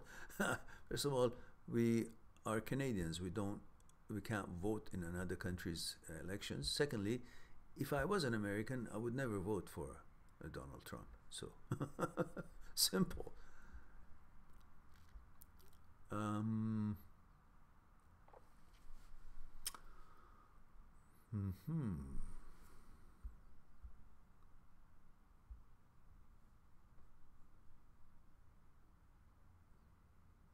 Yeah, that's right. That's true. Timmy says, someone that loves you will do everything in the world to be with you. I guess Timmy is talking to Nastro. Ana Cordeiro or Cordeiro. Ana Cordeiro. That's how I pronounce it. my best interpretation. I'm not sure. It sounds Spanish, maybe? Italian, Spanish. Anna says, hi Mehran, Happy New Year. I have a question. Happy New Year to you too as well, dear. Yes. What is your question? Says, I'm dating this guy, but he only invests emotionally in me when I ignore him. When he is needy and I give him attention, he starts to ignore me. Interesting. And Anna continues, should I play this game or leave this relationship behind and move on? I really like him and wanted to be his girlfriend, his girl. Mm-hmm. Well, Anna, you gotta see what are the pros and cons of this relationship. Look at it as a package. And I don't have enough information. How long have you guys been together? Because these are things I need. Remember, I need to know where you're tuning in from. I need to know how old you are. I need to know how old he is and where is he from, if you guys are both from the same place or not. And I like to know how long you guys been together. And then we can talk a little bit more intelligent. These are a little bit too close for me. Yes, I know I'm pretty good at it, but I'm not Gandalf, you know, to kind of read your mind type of thing. So give me the info, throw me the bone, they say, as Dr. Evil says. So if you will, if you consider the fact that you guys have been together for a long time, or is it just beginning? I don't know. I guess it's just beginning because you say you like to be his girl. That means you're not necessarily yet on that level together. So if the guy seems to pay attention to you only when he's sexually turned on or missing your attention, and that doesn't tell me that he's genuinely treating this relationship with the best of intentions. And perhaps you're too available to him and he's too full of himself. Somehow, perhaps you think he's better than you. Because this is how we are usually attracted to each other. When you think a girl is better than you, then you want her. When you think a guy is better than you, then you want him. So maybe somehow you've been convinced that he's got more going for him than you have, or somehow he's got some kind of a capability of, I don't know, providing or future or something that you think it's qualifies him to be of a candidate to be your boyfriend, or somehow you've been convinced that he's better than you. That's why you desire him. But when you look at the whole package, is he better than you? Do you expect the guy that you want to be his girlfriend not pay attention to you, at least in a normal way, not overly, because that's not good either? Or do you actually expect someone who would ignore you? Well, if you keep responding to these signals, it will be like a Pavlovian dog. Or he will be like Pavlovian dog, and you just constantly got to regulate his behavior rather than focusing on some mature way of mutual reciprocation of emotions and being there for each other and communicating well and discussing things rather than playing a game that is based on not being sure of yourselves and not being sure of the other one is actually interested or not. It could be possible that he actually thinks you're better than him and he doesn't pay attention to you, so you won't get a big head or you won't leave him. It is also possible that he does that from his fear of you losing you, not the fact that he's pretending that he doesn't care, so you will kind of think of him as something unattainable so easily, so you'll stick around and not think that he's really gone nuts for you, and you see it and then lose interest. These could all be in play, but I don't know exactly because I don't have enough detail. So you, for the time being, I guess, you can simply be cool about it and don't pay him overly attention until he comes and asks you, to the point that he gets annoyed and says, why you don't pay attention to me? He says, then you say, because I don't like to play these immature games that you're playing. If you're interested in me and you want this relationship to go somewhere, then be normal. Don't be afraid that I'm going to leave you for you to pay attention to me, if that's what you're afraid of. And don't think that if you diss me or don't pay attention to me, I'll be crawling up to you. I have more respect for myself that way. So either be honest with your feeling and emotions and show me that you're a man and you want to be my boyfriend, or I will find another boyfriend. I'm not a girl that I'm going to be hanging around for you to hand me out some emotion. You tell him that, and the guy sees that you're a girl that expects respect, at the same time expect a balanced, normal behavior rather than these childish games, because I don't know how old he is. He didn't tell me. So perhaps you play the game and ignore him a little bit until he actually starts seeing the light and starts talking to you about a problem. Let the problem become a problem. Let something that looks like is not a problem, but it is a problem, to actually look like as what it is, because it's a problem. So whether that's because of his insecurity or he's thinking he's too much for you, either way, you just be cool and not show too much interest. Not because I want you to play a game, because I want him to come to open and verbalize. And if he didn't come, obviously means he's a player or he's not good enough for you, and you should move on to somebody else, regardless of how much you like him or not. Again, I don't have the ages, so I can't really tell you more because not enough information there. Sid N says, hi Mehran, thank you again. As usual, one thing like to mention is that if you could make the sound level higher, it would be great. That's why I actually changed the new microphone, because it's a higher quality, and I tested it. It actually records here, and when I on my computer, and when I listen back to it, I can see the quite clear the difference between the blue ball that I'm using, the white microphone that is called Blue, and the other one that is also the same brand, but it's a far better microphone. But when I hook it up in here, it doesn't recognize it. I don't know. I gotta ask my son and see how that works. He's an expert. He actually gave me that speaker, so I will figure it out. But let me just right now go into system references and see if I can increase the input volume. All right, there you go. All right. Is that better now? Because I always put it on high, but I thought it was. Obviously wasn't. Is it better now? Can you hear better? Does everybody sees the difference?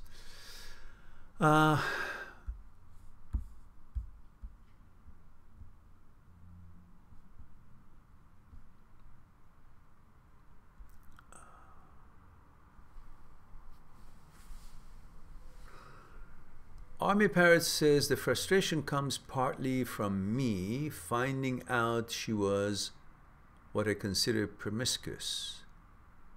But with me, I felt she kept sex as basic as possible.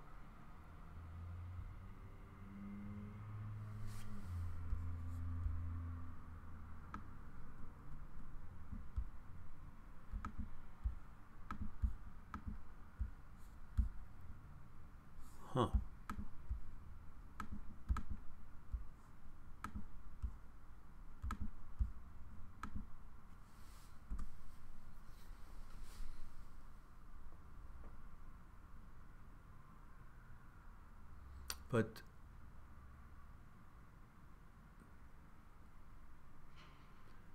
But promiscuous means that she goes out with other guys and has other sex partners. I don't think it means that it's more sophisticated or different level of sexual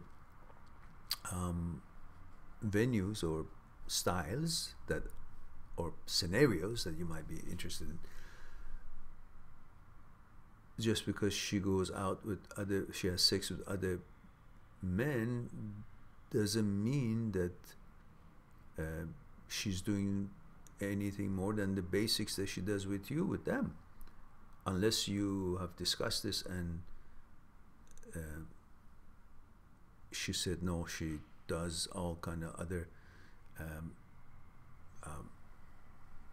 configurations or whatever it is that you're referring to with them, but not with you. So I think that's, if that's the case, then just tell her, listen, if she already does what you like with other men, not with you, and tell her, listen, yeah, that's not going to work out. Why do you meet with me? And but if she doesn't, then ask her, do you also do the same kind of a way with the others, limited as it is here? And perhaps it's something that you can discuss with her. If she likes you, then she would be maybe open to discussion about it. But anyhow, I wonder if she's discriminating you against the kind of, you know, maybe tantrum sex or Kama Sutra style, or it's just that she's not interested in that, no matter with who. The fact that she has sex with other people doesn't mean that she's treating them in sexual mode differently than what you're receiving. So I think it has to do maybe with her own interest in about sex, style of sex in general. Perhaps it's something you can explore with her. Of course, I'm sure you can. Okay, but again, if that can be resolved, then the package is what should be really focused on.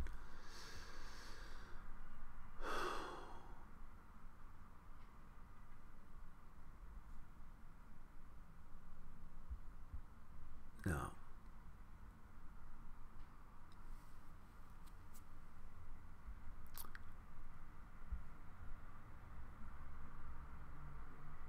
Majid says, thank you, Mehran, for the motivation and positive words. You're quite welcome. And Army Parrot says, that's true. It's all about the package. Okay, good. And Anna says, hi, Mehran. We are from Brazil. Ah, there we go. Both 21-year-old. Aha. You see, guys, what happens is when you put your question in and don't tell me the information that I need, then afterwards you give it to me. I don't remember what the question was and I don't remember what I said. So it's always a good idea to put the whole package of information right at the beginning. Now, let me get back to Anna. And she says, we're both from Brazil, 21-year-old, and we have been going out for a couple of months. Ah, Anna, you're the one who said that he plays the game. Let's see. Oh yeah, okay.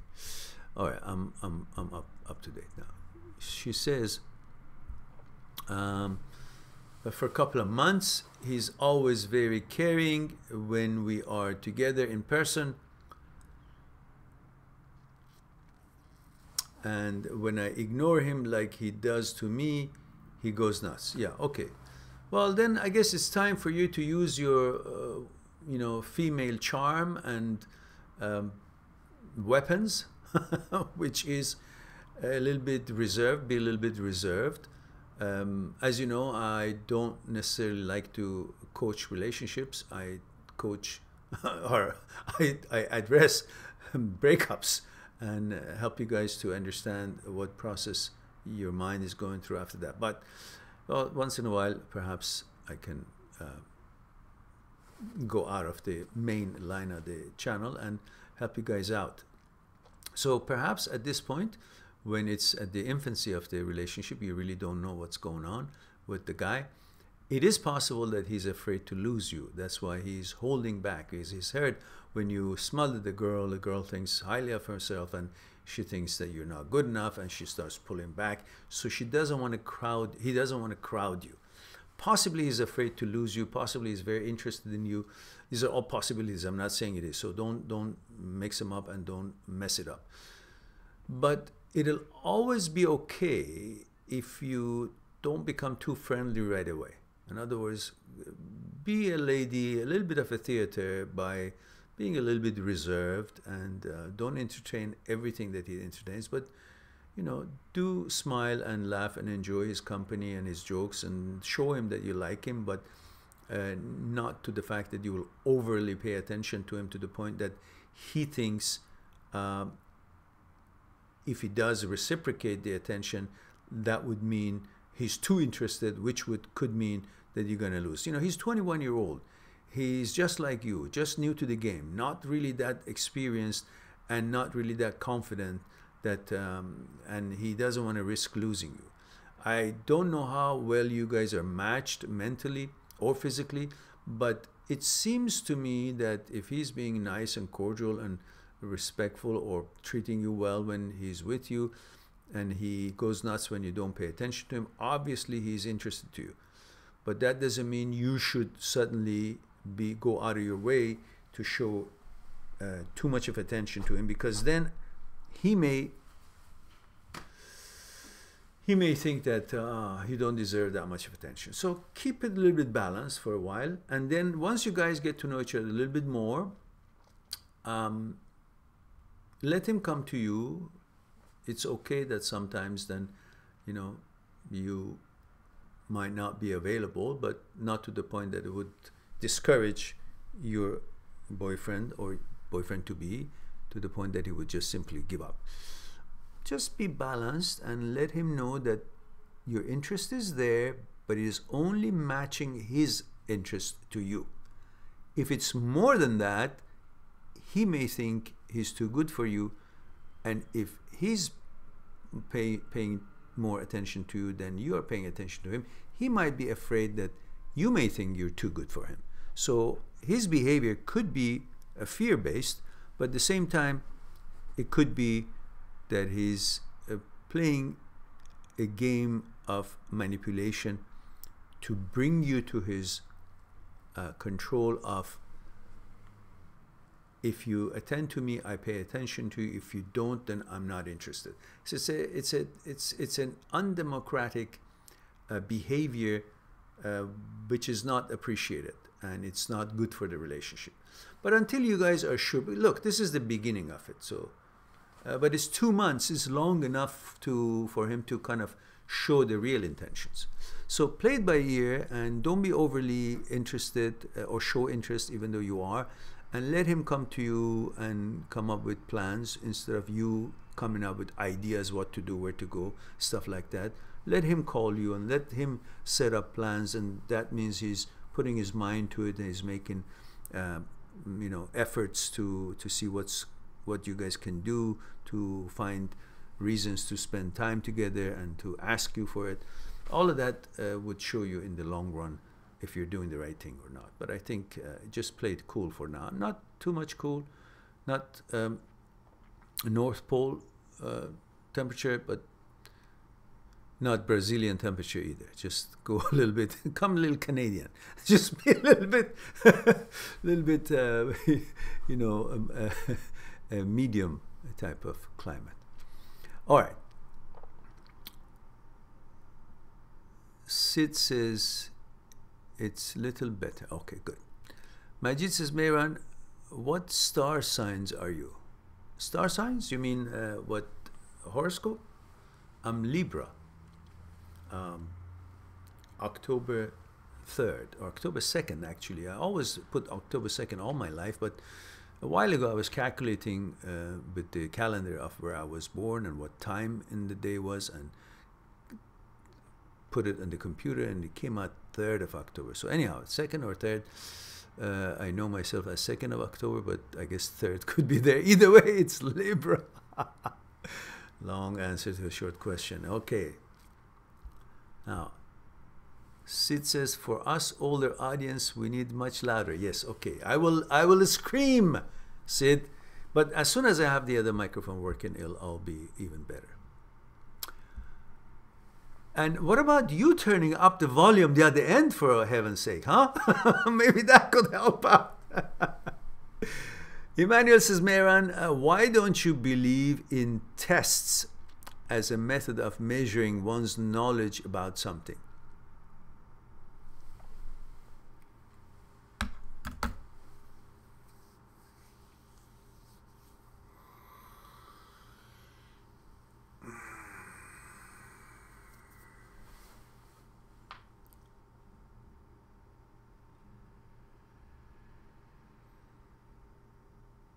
I've been talking so much that right now I'm just not thinking anything, but I'm trying to start my angle on that. Well, test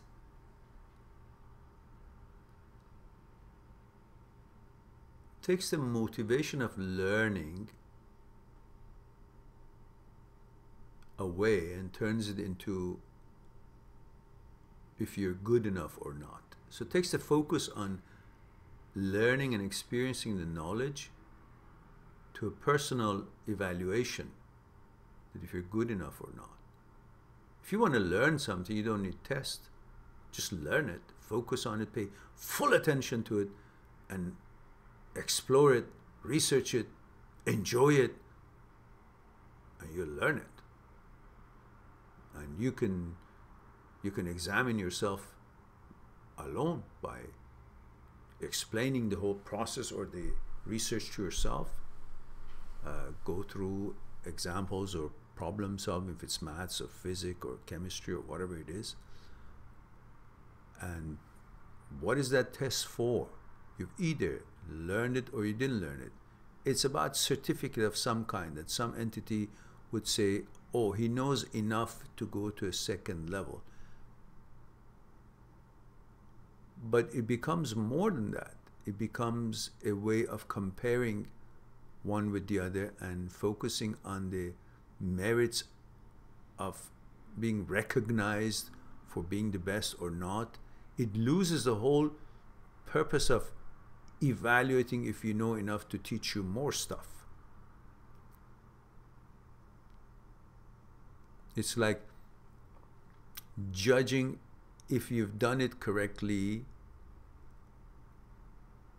by somebody else to make sure that you have learned it so that you can go to the higher level. But I'm saying the test is okay, but the grading to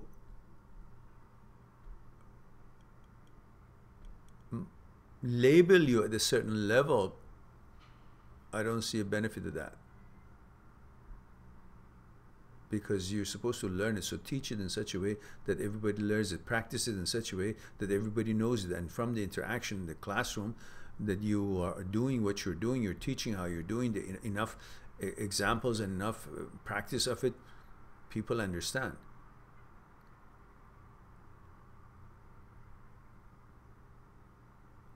So, because testing these is a way to categorize students. It's not helping them to learn. It just makes them nervous, and some people may not do good at being nervous at tests, but they know this stuff. So it's not a real true measurement of knowledge. And it's a way to categorize kids, which brings a certain kind of a not enough feeling in themselves. And I'm not enough because I got a C. I got to feel a little bit of shame. I got D, or I got a B. Well, teach them good enough, or recognize what parts they need to learn more, and then tailor make their homework towards that particular part and chapters that they seem to be not having a good grasp of it. But using it as a measuring point to compare students will bring uncohesiveness or resentment towards each other, and takes that cohesiveness of the connection of the students and the knowledge itself away, diminishes it, categorizes people. You got to fix on the method of teaching and method of learning, rather than teaching the same way to everybody, everybody in the classroom, some of them are so good at something and some of them are not so good at the other one, and suddenly because they're not good at this one, yet they're still good at something else far better than this guy is good at this thing, that is still being categorized as a lower grade in the classroom or lower level of a student, which diminishes their confidence level and their knowledge about how good they are on some other things. So the way they should choose material for students should change and be catered towards what their best interest is in grasping knowledge. Because not everybody has to have all the knowledge that everybody else has. None of us can have all the knowledge that there is in the world about every subject. So why don't we just find what is really what this kid is interested in and focus on his interests and help him to shine on whatever he likes to do. Because if you like doing something, you'll be great at it. If you don't like something about some subjects, you will not be good at it no matter how much you study. You'll be mediocre. But that mediocre should not represent your whole entirety of ability to learn or capture knowledge, or on that basis be given a certain responsibility or position of a certain thing in a certain organization or not. Because they should be focusing on what you're really good at and give you a position that you're good at and your interest is. Because then the level of production or level of quality of whatever it is that that entity is involved in will always go up, because everybody is really good at what they're doing because they've been placed well. But testing and then using that test result as the measurement of ability or disability or goodness or not goodness or smartness or wisdom or not or knowledge, that's bullshit. Because the same person who's got an A in this one is going to get D in something else that doesn't have a clue or has no interest. And the one who get an A on that one may not have enough interest to get anything more than D or C in this one. But what does it have to do with his wisdom and the smarts? Because he's still going to be A on what he likes to do. So they're all really, in way of wisdom and smartness, they're the same. Only depending on which one you ask him to focus on. It's like the guy who rows a boat very good, but you put him on bicycles. You say, hell, I don't know that. So then you're not a good athlete, are you? Well, and they put the guy who's really good at bicycle, put him in the boat. Well, listen, I'm not. Well, then you're not a good athlete. It doesn't make sense, does it? Each athlete is good for something because he likes that thing most. And he should be judged on what he likes, if they want to judge him. Or basically, if he wants to contribute to a society, he should be contributing in what he loves to do. I think recently, Finland or Norway, was it, or Sweden, they've come up with a different learning process in schools. And the children will learn what they like to learn. And they become expert in that.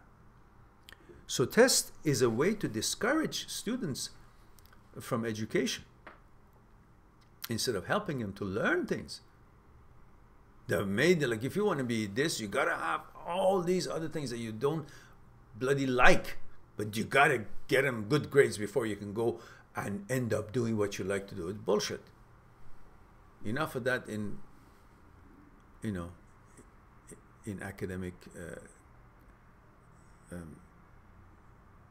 staircase in elementary and high school and all that. If you like something that you want to, you'll be good at it. If you don't, you won't. It has nothing to do with how good you are and to categorize you based on the grades you get from a test. Because grades that are given after a test misleads the person who got the grade and the people who are judging him. That's why I don't like them. Okay. Anna says, thank you.